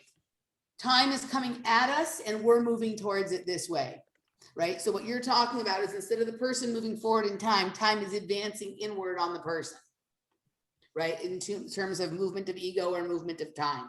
Mm. Ego moving, Wednesday, yep, that's it. That's exactly it. This was the image in the article I was moving time. So the time is moving back and Exactly. finding you, and moving ego, you go towards the meeting that you have on totally. Tuesday. Yep, that's exactly what I'm talking. I forget which show I talked about it. That I've never heard of this, but that's exactly how I see it. And this was in the context of how different cultures interpret time and the different metaphors that they use. So I remember some cultures would point to the future up and the past is down. So there were very different ways of interpreting it, and from that comes this, and like the comparison between Asian cultures and American culture. I don't know. It was very interesting, but I haven't been able to find it again. So let's see if we can find. So here, I guess here this is Quo that is channeling, that is coming through. I greet each of you here this morning in the love and in the light of the one infinite creator. As always, we are pleased to be called to this group. When you seek that which we also seek, you choose to know more and ever more of the mystery which surrounds us and expands infinitely in which direction we choose to go. We have spoken many times of the path of seeking of the mystery we see before us along this path. But the path of seeking is not a straight line, my children. If you wander off any line that is not straight, interesting, you are still on your path of seeking. For to the one who seeks the mystery, the entire life is a path. It contains many seemingly circuitous roads. Interesting. But when it is realized that each present moment contains infinity, that each point in space-time or time-space contains all that there is, the concept of a straight line being the way the path is recognized to be only an analogy. Wow. You wish information this morning on the concept and nature of time-space. Time-space is that which surrounds you at all times and in all spaces, shall we say. In your present illusion, you are consciously aware of space-time, and it is that in which you conduct your daily activities. It is that with which you are most familiar. Time-space, so the other thing, permeates all of space-time, and you move within this as well, although you do not have as great a degree of awareness of this. You are aware that space-time is the home, shall we say, of the illusion of incarnation, and that when an entity is not conscious of being within the incarnation illusion, whether between incarnations, beyond the process of physical incarnation, or in some other way aware of the dimensions of space-time, whether in the dreaming state or other means of alterations of consciousness, then the field of time-space is that of which the entity has primary awareness. Are you getting any light bulbs on? So I mean, I think that's the okay, when it goes to what I was saying, when we are intent on what we are doing next, right? Like, so I'm here and I have an appointment to get to that is 2 miles away and I need to be there in 20 minutes. That becomes time, the measure of space between the two things becomes the time, the way it's controlled, right? Time and space become time control. It's just a different perception. But when you're in the now, when you're just enjoying the moment you're having with no regard about you need to be in this place at this time or this place at this time, then the reverse becomes true, right? You're not. So I think, let me see if I can. So I used to use this trick because I used to be late all the time, right? I used to be late all the time. Oh my God, what am I going to do? I have to get there by 12 o'clock. It's 11:56. But I just switched in my head that, oh my God, I have to get there by 12 o'clock to, it will become 12 o'clock when I get there, right? And so when we stop allowing ourselves to be, have our experience of space be controlled by time, right? Then we are allowed to have to use the experience of time to explore our space in a different way. Or maybe it goes, I don't know if I have that exactly right. So I go out there and I have my most meaningful experiences, whether it be on the river or when I'm dancing at a party, when I'm paying no attention, no regard to time. But when I know I have to be somewhere, and it's it's like you can't have a mystical experience when you know you only have this many minutes. You know from meditating, because I know you meditate, when you're thinking I have to be at work in 10 minutes, right? It's fucking hard. A masterful meditator will learn to forget that 10 minutes away even exists. Only thing exists is now, and at this moment I'm meditating, and then they may be able to have a mystical experience in 6 minutes and still have 4 minutes to get to work, and it all works out fine. But it's this idea, I think that in order to experience one, we have to, in its totality, we have to forget that the other exists, right? So when we forget time, we can experience the space around us. And when we forget space, like we can move through time, you know, when we don't think of like space as the distance between here and there, but just all that is sort of around me, right? When I see, like, I can go to any tree on the lake and think of that as a thing that connects two different times. So suddenly the tree, instead of becoming just part of the landscape becomes something that is the anchor between one point in time and the other, right? And then I can tap into it, and maybe I sort of feel the energy of somebody who sat under the same tree 10 years before or whatever. Kind of right? a beacon.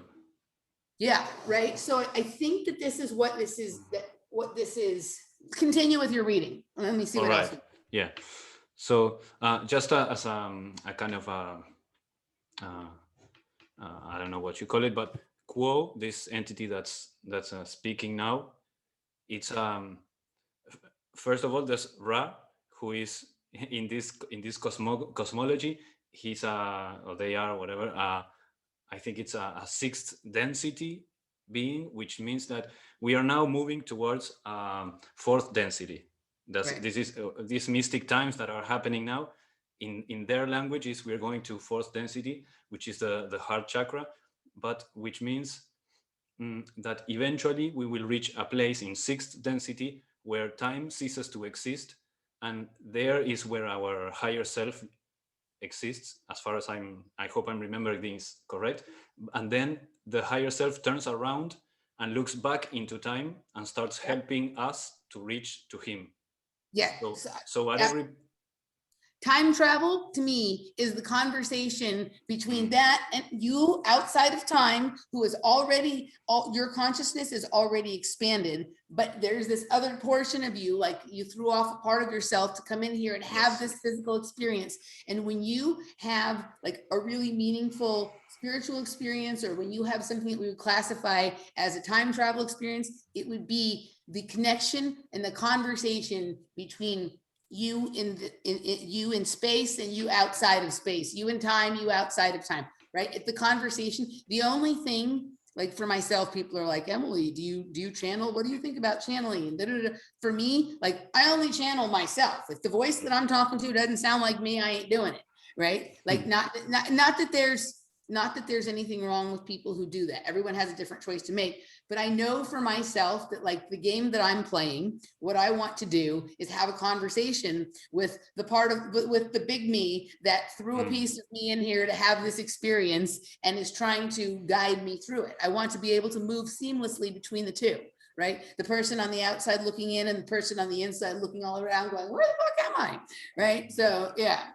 Okay, go on. Yeah, that's totally, and for me that connects completely with ancient wisdom, and Hinduism in particular for me is a very clear analogy with that. But let's continue. So time space, says Quo, is that realm within which we are able to be with you at all times, that we may inhabit space-time as well. The movements which are possible to make in time-space are variable as those in space-time, and perhaps more widely variable because of the greater divergence of types of entities that inhabit time-space. Sometimes it's kind of, I don't know what he's talking about, but it's like very way over my head. So there are entities. Stop for a second. Yeah. Okay. So if you think about it, right. So like when I was talking about having the experience at the party where I saw like the people dancing, the Mexican girls in the dresses and the black guys doing the tap dancing, right? Like some people would say, they saw a ghost. And we think of ghosts as entities, right? For me, it was very clear that I had tapped into other times, right? Another time. So here it said, The movements which are possible to make in time-space are variable as those in space-time, and perhaps more widely variable because of the greater divergence of types of entities that inhabit time-space. So there, it was like time had invaded the space. It was the same room, right? Like there was one room and people from every point of time who'd ever been in that room were showing up in my experience, right? That's time-space, right? You know, whereas, yeah, I think right. that's what, we in our physical form, this aspect of our higher self that is living here, we can only inhabit, or maybe not we can only, but we are now inhabiting and experiencing space-time. This is what I get from this. And in time-space, it's possible that the past and the future are still happening in a way. So that's why the ghosts, or seeing the cat people from the corner of your eye. Yeah. Let's continue then. So I will be clear. I think that the dancing people were from another time, and I think the cat people were from another space. I think they're from another location, right? They're literally from like another location in like the frequency realm. Like they exist in a different frequency band. Okay, so maybe they're in the same space as us, but like they're like, if we were to look at it, they're from a different frequency. Right? Yeah. And the people I was seeing in the room are probably from the same frequency band that I was from, but they're from a different time. Now, you can just flip those in and out, because if they're all happening concurrently, if they're all happening concurrently, theoretically, just by changing the frequency, I can see sort of the different things. But those people in the dance hall looked like what I know people to be, people who are from the same earth that I know, whereas cats looked like what has been described to me as from another place, right? So I think the two fold in on each other, and it's kind of sort of how a mindfuck. It's a mindfuck, but it all has to do with like coordinates, right? Are you seeing the place as the anchor or the time as the anchor? And so if the place is the anchor, then time moves all around that space. And if the time is the anchor, then the space changes. Like, okay, someone can be dropped in 1947 and travel all around the United States, right? Or somebody can be dropped in Boston and experience Boston through all of the different times, right? It depends on like which thing you're using as like, do you ever play tetherball? No, I don't know what that is. Tetherball is? Okay, the tetherball is where let me see if I can find you a picture. Like, stop your share for a second. Interestingly, I brought this, which I never have with me. Is this kind of what you're talking about? Stop your share for a second so I can show you what it is, okay? Yes. All right. There you go. So, tetherball, I love these kinds of conversations because we're trying to figure it out together. And yeah, because it's all like, you know, I have these interesting experiences, but sometimes I don't know if I have all the knowledge I need to understand them. Okay, so this is tetherball. This was one of my favorite things to play when I was little. So what it is it's a ball. There's a pole, and then there's a string. Yeah, I know what it is. I've seen it in cartoons and stuff. Yeah. So I was exceptionally good at this game, and people, I could beat everybody, including like the really big people, right? Because I'm so short, I could, I'm not even sharing my screen. I thought I was sharing my screen. Hold on a second. Yeah. This is tetherball, right? This is tetherball. Here, okay. So pole. What kind of a ball is that? Is it a rubber ball hollow? It's hollow, okay. And not heavy, It's pretty light, right? So this is, right? So this is how you play. Yeah. So like I would play against big people, and I could beat them because I was so short. I could send the ball up at an angle that would go over their head. So the little person was throwing the ball over their head, and I have very strong arms from being good at bars and gymnastics. So it would just go really fast. But I think it depends. So let's look at the tetherball, right? Let me find a picture that is going to be the easiest one for me to sort of work with. All right, here's one. All right. So pole, ball, right? Oh, it's high. Yeah. It's high. So this would be the axis, and the ball is moving around the axis. So I think when working with different technologies or ways of performing alchemy to decide what you're doing, are you deciding that space is the center point around which you will move time, or time is the center point around which you will move through space, or arrange space around it? And I think they are related but different technologies, and there's different people who have mastered the domains of each. And I think when we look at secret societies, right, so we have like the Masons, the Rotary Club, the Elks, the this, the that, the other. I think that like some of them focus on some sort of alchemy or travel or technology that uses space as the axis, and others focus on one that uses time as the axis. And then within each group, they're using a different technique to accomplish that. And I think that's why sometimes you'll notice when you go into a town, like in every town, like the Masonic Lodge seems to be in a similar place in each town, like positioned in a similar place in relationship to all the rest of the activity. The Rotary Club might be on a different position relative to the town center or to the lake or to the river or whatever. And this has to do with how you want to position yourself in order to be able to hit the ball so that it does what you want. And is that ball space or is that ball time, and which is the pole? How's that? Yeah, it's very interesting. Can we just, let's take a very short break. I need to take a break for a moment. And there we have the stewardess, like you always joke, telling us that we are back with the recording. For people, it's been nothing, and they don't understand why we're talking that we're back. We never left, but in our time, that's now. We had a short break, and we were going on about tetherball and the channeling thing about space-time and time-space. I don't know if you had some thought that you were exploring before we cut out. All right, so I thought that was an interesting analogy to it. But okay, so what I was saying before to you is that I was exceptionally good at this game.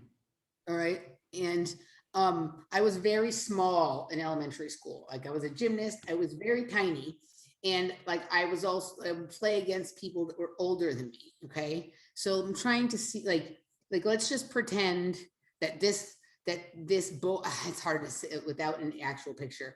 I was able to do, because of the angle that I was at, right? I was low. So when the ball came around to me, I was down here, right? Even though I'm little and I'm strong, and I could, using like my ability to bend time, sort of throw the ball up at an angle. So even though the person on the other side was a foot or two taller than me, I could still send it way up over their head. It would come back down around on my side. I'd hit it again, and it would just start going really, really, really fast, right? Because I got the angle that they couldn't get, and it was moving around the axis really quickly. It seemed like I was able to speed time up, right? I was able to make the ball go faster based on the angular velocity that I was hitting it from, right? And so I think we were just talking about like people who play with space-time or time-space, alchemical societies or whatever. Some of them use space as the axis, some use time as the axis, and then they use a variety of different techniques depending on which group they are in order to move whichever is the object that they're moving, whether it be space or time, around, right? Some of them have, a technology, others have some form of alchemical magic, right? Whatever, different kinds. Some use disgusting means, some use, oh, that's kind of cool, like whatever, right? Everybody has a different technique, just like the people who play tetherball have a different technique for winning, right? Now, like, theoretically, if the tall person, right, could, like they're not thinking, oh, the small person is going to beat me. So they don't think about like, I have to make it go so far above her head on the first try that she's not even ever going to be able to touch the ball. No, they're like, I'm going to beat the little person. So I was able to use that and, to my advantage. So you have to come up with a variety of techniques to sort of do things. And I think this is, when we're talking about the great game that this reality is, this is sort of what we're getting into, is angles or angels. Some people say angels are angles, right? So you have two, like there's a coordinate, right? And like there's the place where the rope and the pole come together, right? And that becomes the coordinate right there. And the ball is moving around that and zeroing in on the place where it's going to land if you win, right? And so I think it's just whichever is your axis is the difference between space-time and time-space. And one has, right? And one has to do with like spatial navigation and the other temporal navigation, right? And I think that we oftentimes, for some reason, like they have very much, you were talking about there's cultures that like are interested that look up and cultures that look down, right? Like the metaphors they use for time, instead of what we do, like the future is ahead and the past is behind, sometimes they say up and down. I think Asians or cultures from like the Pacific. Okay, but even like just in general, think about the way like our government gets people. They want people, when they think of the future, they want them to think of space travel. Elon Musk is going to Mars. Jeff Bezos is going to go into space for 11 seconds. Or that sounds like a weird thing to say. 11 seconds, like what? Okay, but like they try and get us to look up and out for the future, or the solution to something is outside of ourselves and up and far away from ourselves. They don't ever encourage, we think of in our society as of down as being not as good, or the past. Like when someone is dead, we bury them in the ground. Like we look, the past is the past. Don't look back. That's a waste of time. They're always bringing up the past. You're obsessed with the past. Or they talk about like people who are Christians or patriots as being stuck in 1950 and they're trying to hang on to something that was, so in and down is bad or less than up and out. When think about what that does to a person spiritually, though. You always have to look away from yourself from the answer, because to me, down and in is like internal, right? Right. And if you've done enough studying and book reading and stuff, you start to go, well, what is really going on inside the earth? That seems to be like a place of endless dimensions inside of what seems like a closed space, right? What is really going on there? And why do all of the space companies have underground bases? Right? It doesn't make sense. Right? Like, so if you go look at like Boeing, Rocketdyne, all these companies, they have their shit built inside of a mountain. My first guess would be is that they're going inside. They're not going out there, right? Like whenever we watch a shuttle take off, we see it go up and either hit the roof and fall down, or it just seems to bend off to the side and we don't see where it goes, right? We don't actually see anything going to space. Right? But nobody ever asks questions like, how many of these spaceships that they're building underground are there under that ground? Where are they going? Are they like moving into the earth? Like there's been a few movies about that kind of thing and whatnot. And if you read the book Inside the Earth by Radu Sinamar, it's quite interesting of like the various worlds that exist, the layers that exist within the earth, and then the way that you seemingly can access certain points inside the earth from anywhere. You don't have to take a particular path to get there, although there's separate worlds at each location, right? So I think that, this idea of up being space and the future and down being the past and old stuff or whatever, or being like a finite or limited space is wrong, right? So I think I didn't know that was a thing with Asian cultures or whatever. It's interesting. Yeah, I might be wrong. I do remember something about maybe the Taino Indians in the Pacific or something of the sort. I'm not sure if it was Asians exactly, but yeah, it was something like that. And also when you were speaking just now, the idea of like inside the Earth, there being the possibility of certain electromagnetics doing something weird to dimensions perhaps. And also this idea that this thought experiment of the twin that goes to outer space, Mhm. and how time is connected to space in with matter plays a role there, and mass plays a role in how time moves. So the more mass there is, I think the slower time moves. So the the twin that goes out into space, he comes back and he's younger than his brother who stayed on Earth. Right. And if you were to go into the Earth, you would perhaps be tapping into something connected to that. I don't know really what could be happening there. Well, like this is slightly different, but this is just seems to be what's up. Like it was a story from before. So from very early on, when like Randy and I first started working together, like we kind of got to this spot where it's like we seemed to have some memory of each other as children, which Randy's 20 years older than me. So that seems seemingly is impossible, right? But I've met other people over the course of time that say the same thing. Both people that say they know me, even though I was never in the same place that they were, and people who claim to have known me as a child, even though when we were both children, even though they're 20 years older than me.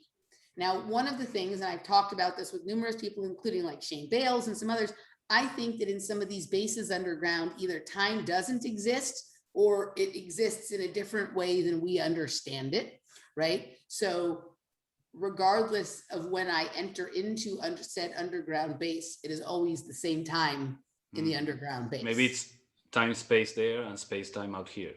Right, like right, exactly, something like that, right? Or you know, when I was a kid, right, like I went to the summer camp that was right near the Boeing base, right? And is it possible that like in what seemed like just the time that I went to the bathroom from camp, like I stepped away from the other kids, I went to the bathroom, maybe I was gone a little long or whatever, but not exceedingly long, right? But they took me into the base and I had a full experience there and then come out, and maybe I had, let's just say that I was in the base all day, but I was only missing for 10 minutes from on top. And you know, Right. you make me think of a few things. This is incredible how you bring back memories for me. Yeah. I remember now. I just connected gymnastics with and my childhood. So when I was small, I didn't do gymnastics like perhaps the way you did it in the bar and like what do you call that? I don't know what you really call that sport. But I used to do gymnastics in an English school that's here in Uruguay, and which is called Ivy Thomas Memorial School. I'm just going to bring the name up. Maybe there's some bell that rings. And I remember gym class was I really loved sports and gym and running and jumping and going up a rope and stuff like that. And I remember that I was I was like mesmerized in a way by, it was mainly girls who would do the kind of gymnastics that you're talking about, on going on the what you call it, on the walking The beam. on the beam. Yeah, it was like mainly girls that did that, and I remember I was mesmerized by them doing all those tricks and turning and in the thing, and then it's kind of, it's your past, that activity. Yeah. What else was it that you brought up? I can't remember right now. Did something come up for you? I don't know. I just was looking at it when I was looking at this Ivy Yeah, Thomas. yeah. You know So that image where it's like above where it says Inscripciones 2021. Yeah, yeah. up above that one.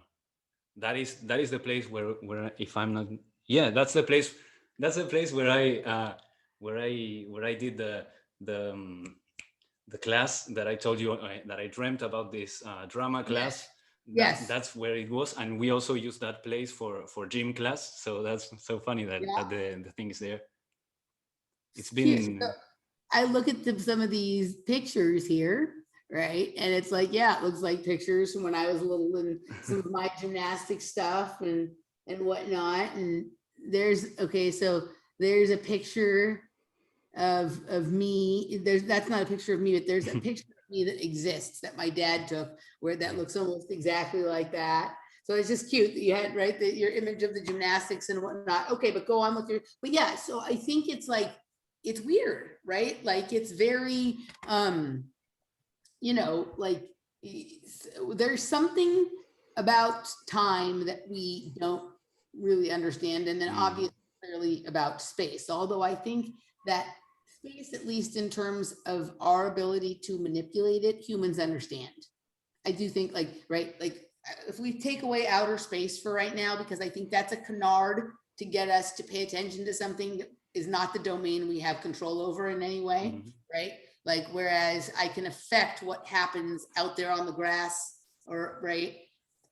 So it's really intentionally more so that we have been like, not, I wouldn't even say, I don't know that it's anyone's responsibility to tell us the truth about anything, but it's, I have more of a problem with like having the lies or the having been misled to a certain extent. But at this point, like I'm getting to this place of neutrality where like, I don't even care about that. If I can figure it out for myself, there's actually no one stopping me from doing it, right? Like I've had time travel experiences. The police didn't show up and arrest me, right? So what they've more been like, okay, this just happened. What exactly was going on? It wasn't like something I was trying to do or did intentionally. It's up to me now to sort of understand the similarities between the circumstance, the experiences and what the conditions were. Like, what was I doing? Where was I? Had I eaten something particular? Was I listening to something? Was I the spot where I was standing? Was I doing a certain activity? Was I in a certain frame of mind? Starting to, what else was around me? Pay attention to what the conditions are and then figure out how to play with them.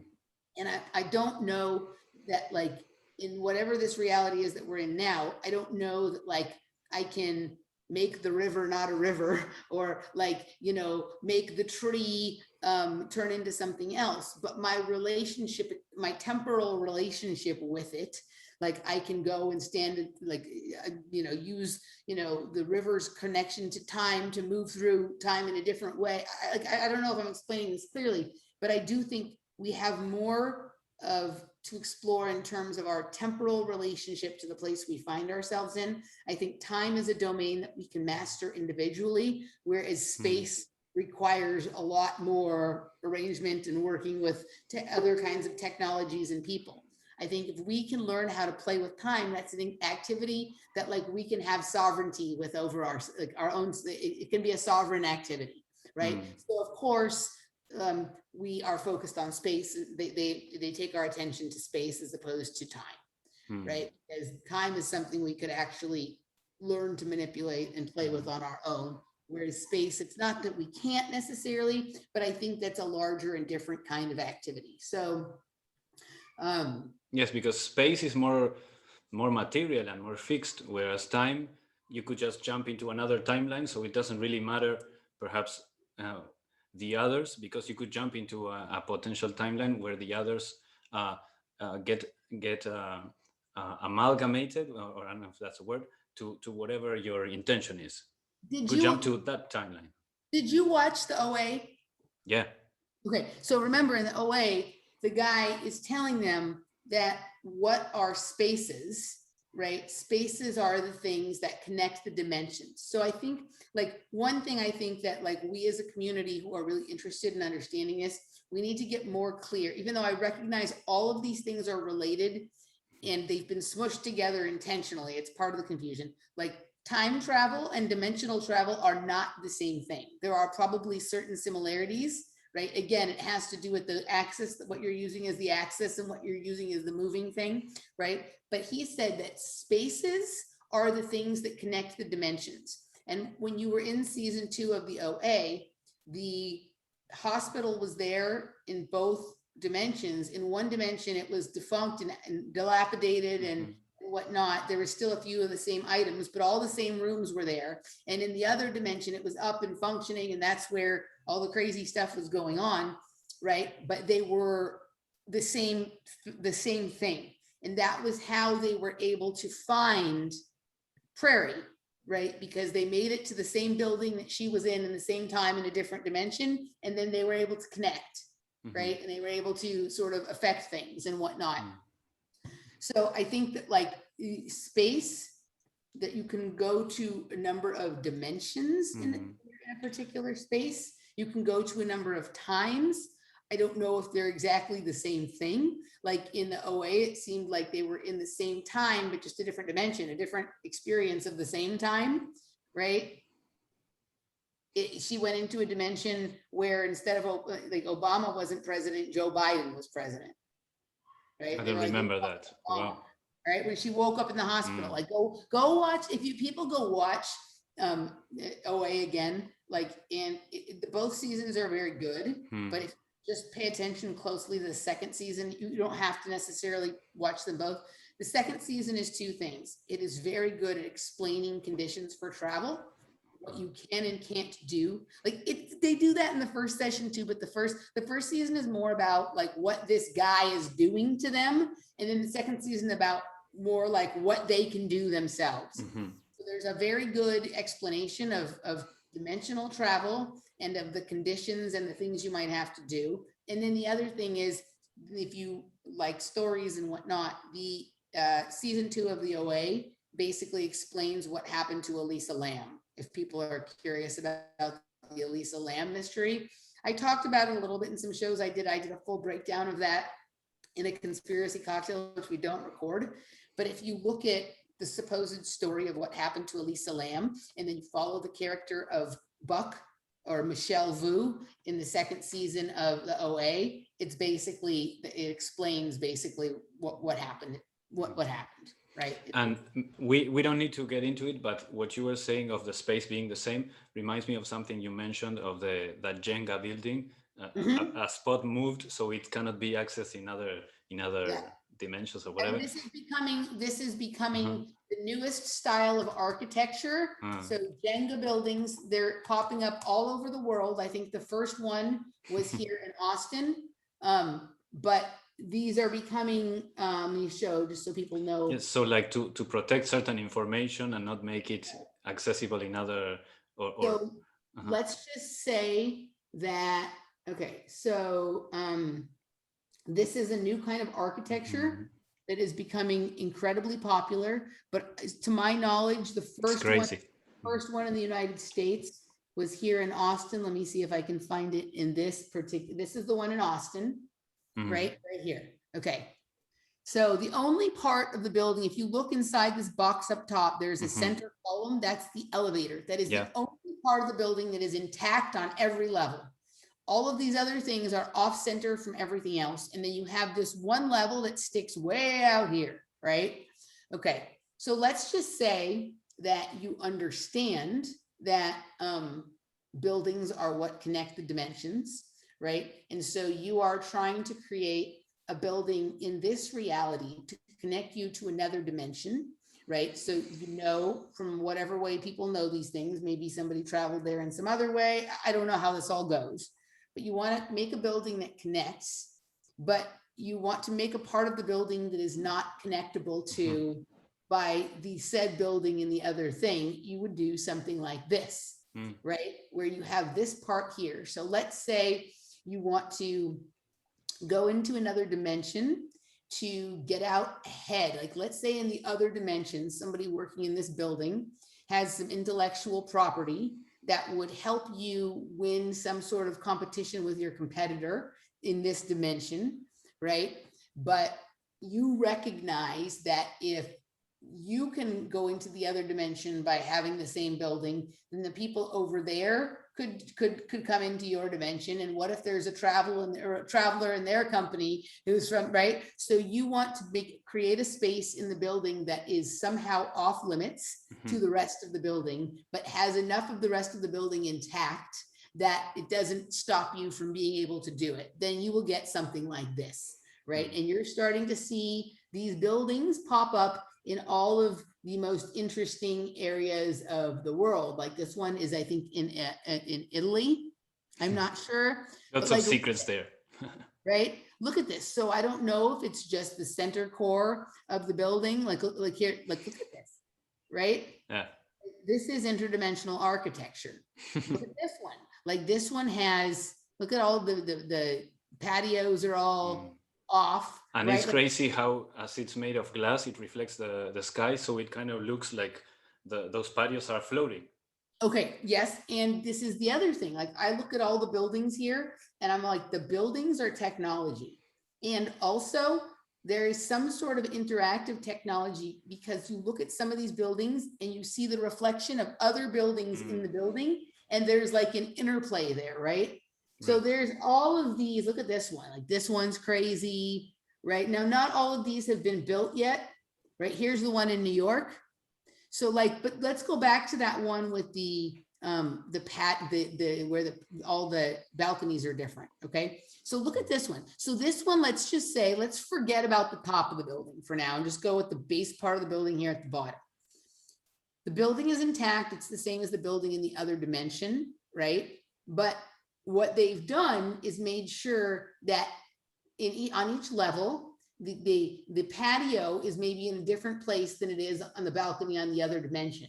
So if the person needs to have a private conversation or do something, they need to do it out here. So somebody else can't wander in. I mean, my mind has all these fucking crazy thoughts with this and shit. Sometimes, you know how they describe dimensions as being perpendicular to each other. So you just I don't know if you meant like sometimes they're parallel and sometimes they're perpendicular. Both things, yeah. Like on the different faces of the building, the balconies were different. So if you were in the 90-degree dimension from Yep. And so the how I got onto this was the Netflix building is one of these buildings in Los Angeles, the Netflix building. And so I think of that, oh, that's interesting. Where are they really streaming? Where are they getting the ideas for these shows? Right? Like some of the stuff that they show doesn't seem to exist in our reality, right? But like, it seems like there's ideas being trafficked across dimensions, and streaming, right, might be one way that you do it. Especially if you watch something like The Man in the High Castle, and there's this whole idea of moving films across realities, right?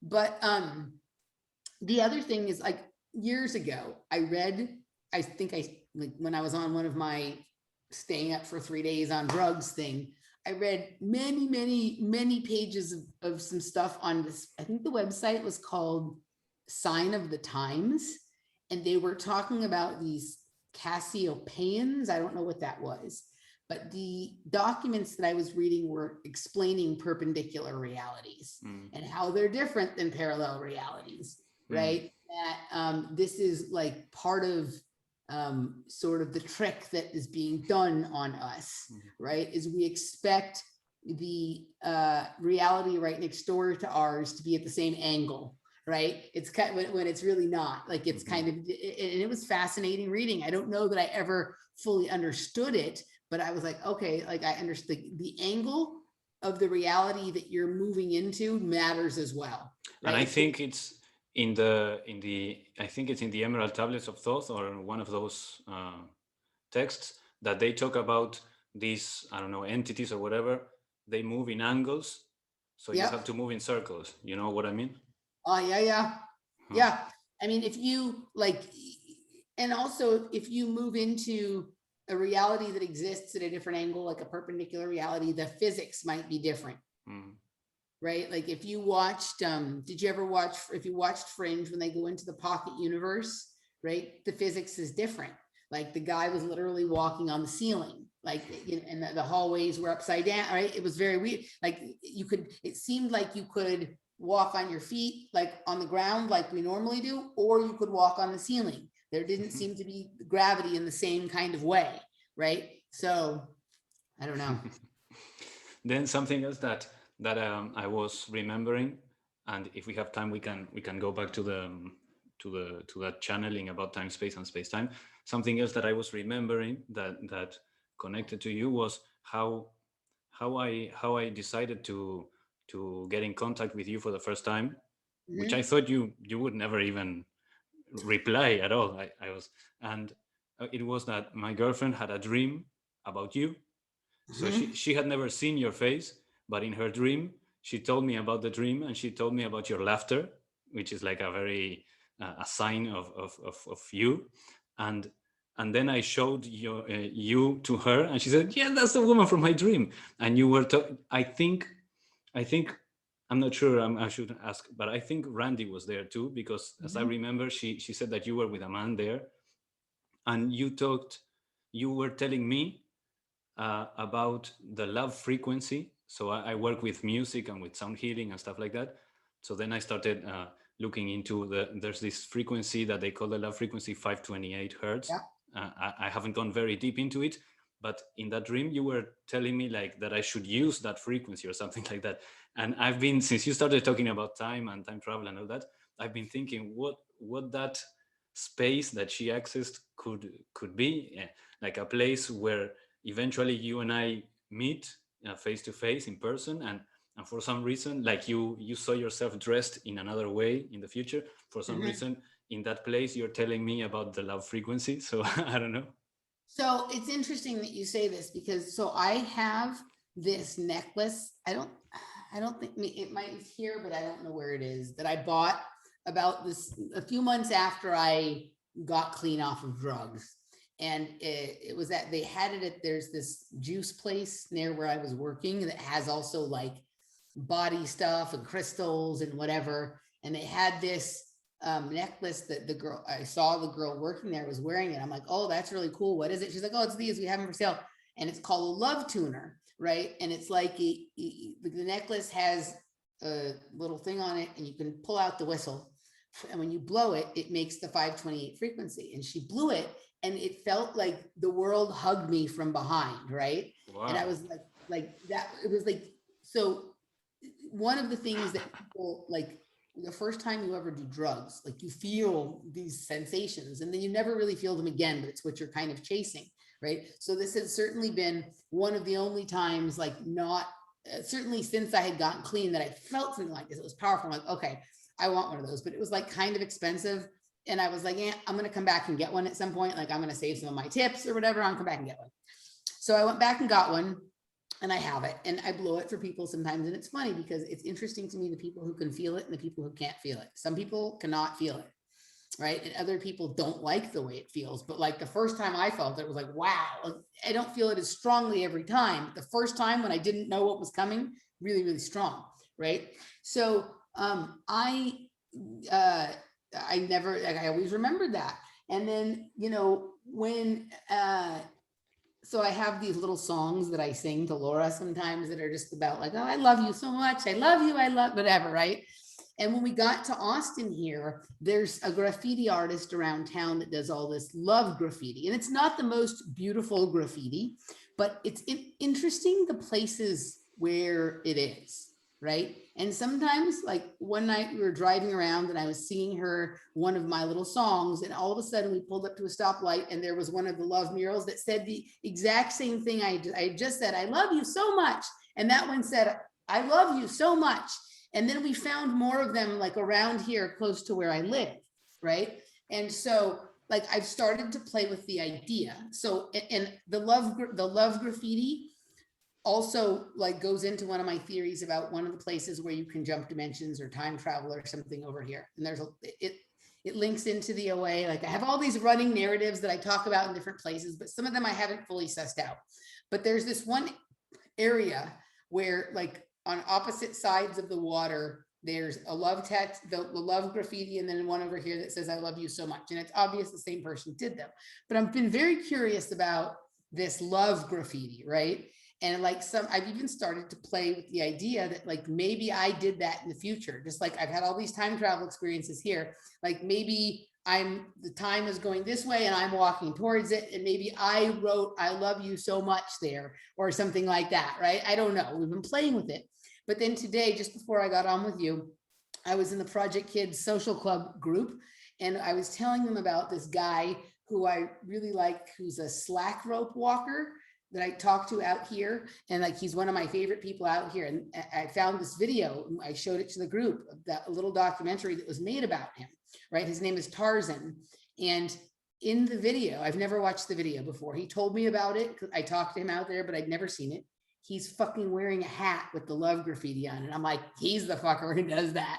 He is my favorite person out there. He is a glass bead game player.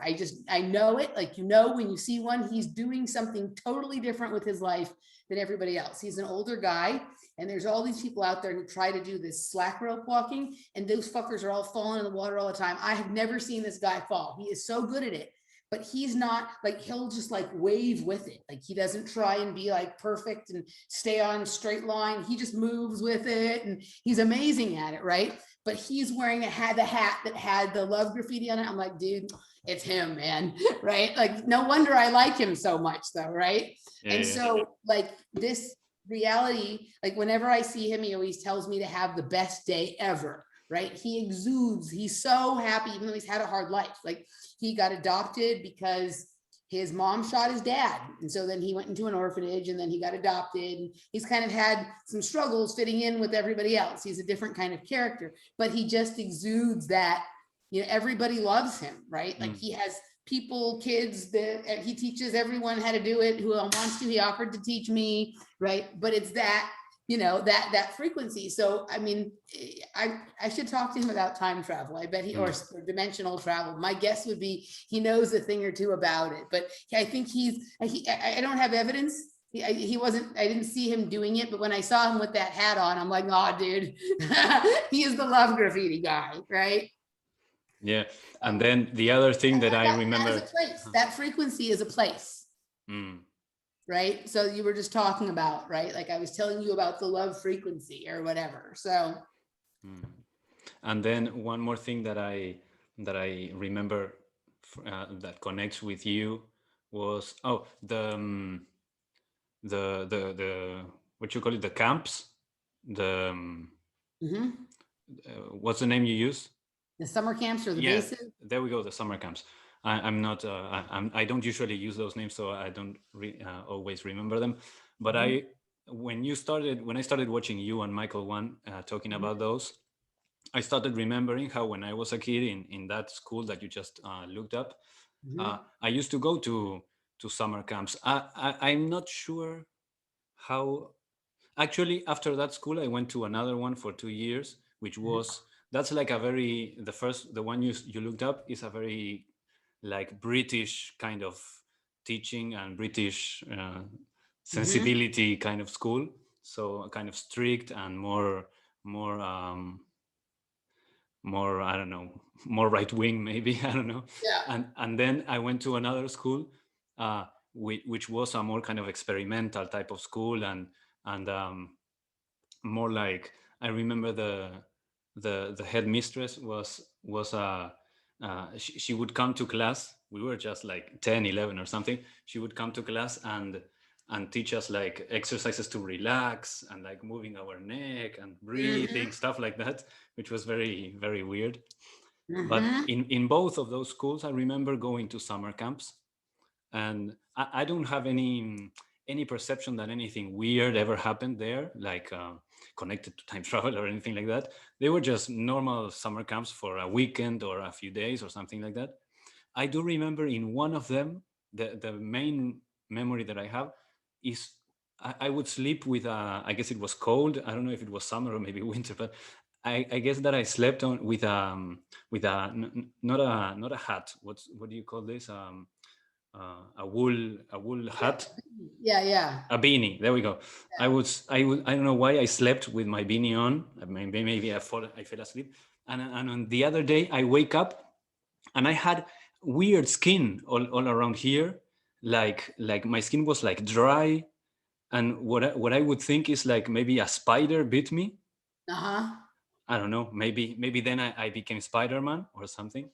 But okay, so that's just weird that you say that, because I went to mostly to just like day camps, but a couple of times I went to sleepaway camp. And every time I went to sleepaway camp, something crazy would happen, right? Like, I went to like a weekend sleepaway camp one time, and I was like on the bunk bed, and I fell from the bunk bed onto my head on the floor. And like people joke that I grew 2 inches that night, but like I had this bump on my head and I couldn't remember anything. So I don't know what happened when I couldn't remember anything. But the other thing was I went to this camp for 2 weeks for a sleepaway camp, and a lot of crazy things happened. But one of the crazy things that happened was that I got bit by a spider on my eye, and my eye was swollen shut and I couldn't open it. And so I don't like camping or sleeping outside or anything anymore because of that. Right. But all these weird things happened there. I had all this missing time, all this bizarre shit happened. But one of the things that happened was that I got a spider bite from sleeping outside on my eye. That's so strange. Yeah. I mean, for me, it was kind of interesting because my skin felt weird. It felt like a dry desert, you know, with the cracks. Yeah. It felt like kind of like that. And I don't know how I knew, but I assumed it was a spider that had bit me. Yeah.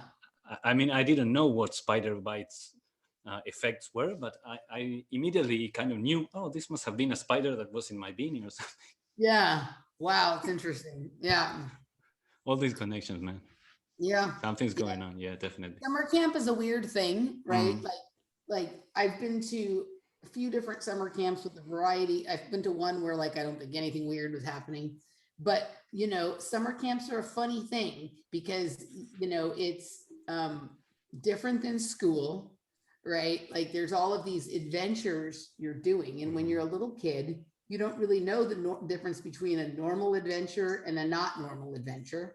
And there's lots of kids everywhere of different ages. And even the counselors are really other kids. They're not adults. And so there's not the same level of supervision that there is at school, where there's a very clear like authority structure where you have the teacher and the principal and the coaches, and then everyone else is kids. Like in camp, the kids are 10 and the counselor is 12. Right. So like, there's not really any sense of organization, right? Maybe the oldest counselor is 15 or 16 or 18, right? And there's probably just one adult there that's in their 30s or 40s that's sort of monitoring the whole thing. And you're doing all these activities that are exciting and exhilarating. So like, what would be the difference between like, you know, jumping off of a high dive and skydive, a high diving board and jumping out of an airplane, right? It would all be like, this is crazy for me, right? Like when you're 6 or 7, you know, and summer is one of these time, like in American tradition anyway, like summer is sort of when you lose your relationship with time, you develop a more fluid relationship because you're not having the bell ring every hour to remind you of your next class. There's no alarm in the morning. There's no bedtime, right? And then if you go to sleepaway camp, everything's out the fucking window because you're staying up all night, you know, whatever it is.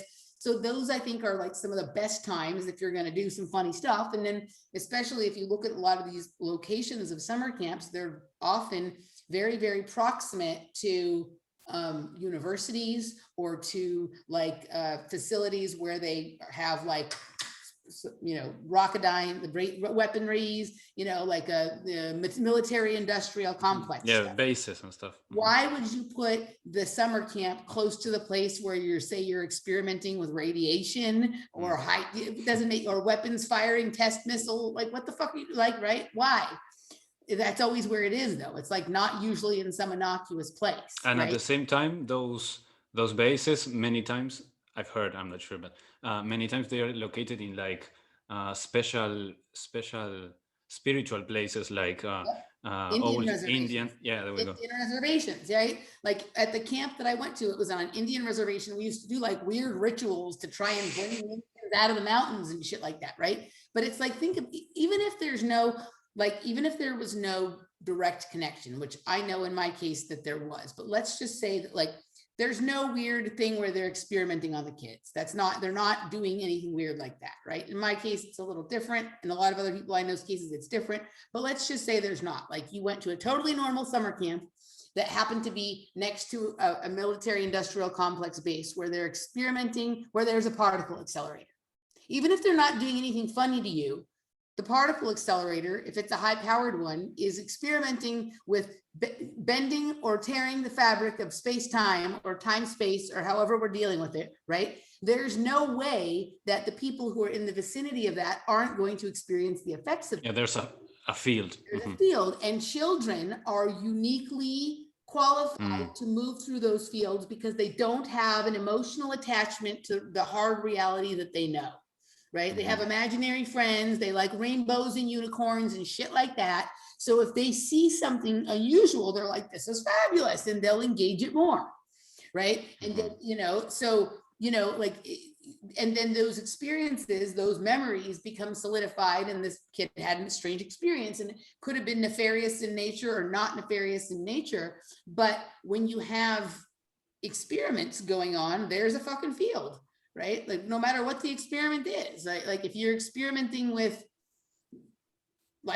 who the fuck knows, like some sort of injection that contains technology that we haven't exactly used before, it's not just affecting the people who have it, it's affecting everyone around them, because we don't know if there's stuff coming off of them, or even just your behavior is different and people, or you don't feel good, so they have to take care of you.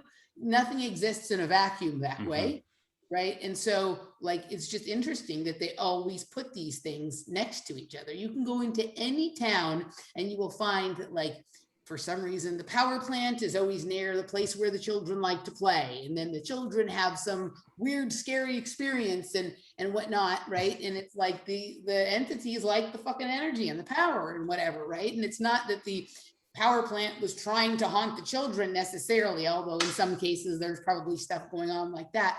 But, they do these things for some kind of reason, right? And so, it's the same, always the Indian reservation or the spiritual place, or what, same thing, river, lake, whatever. All right, so maybe I've been at the computer and the desk for several hours and stuff and chats, so maybe we can wind this one down and we can sort of pick up on the time, space time. I'm going to sit with that a bit. Maybe you can send me the document so I can read it a couple of times, and I can play with those ideas when I'm out on my game board out there, and we can revisit the conversation next time we chat. How's that? Yeah, sure. Yeah. I was about to ask you how you were on time. Yeah. I actually, let me see. Yeah, I have a class in a few minutes. I want to tell you about it. I'm learning, or what you call it? Yeah, I'm learning. Kung Fu. Yeah. There's this particular kind of Kung Fu, which is the one that Bruce Lee. I don't know if he did the real one or whatever, but the one that he's supposed to have learned, that's the one I'm learning. It's called Wing Chun. Oh, cool. And there's something with Kung Fu and fighting, and especially with this Wing Chun and time, because it's something that it's like chess. It's like turn-based in a weird way. You would think. Wasn't there a song? I'm not sure the way you're saying it, if it's the same words, but there was a song called Wang Chung by a group called Starship. Do you remember this? No, I don't know that one. Okay, I might be losing my mind. Let me just see. This is Wing and CHUN. Okay, so this was called Wang Chung, I'm pretty sure. I don't know if it's referring to the same thing or not, but let me see. Yep, I think I'm right. Let's see what we got here.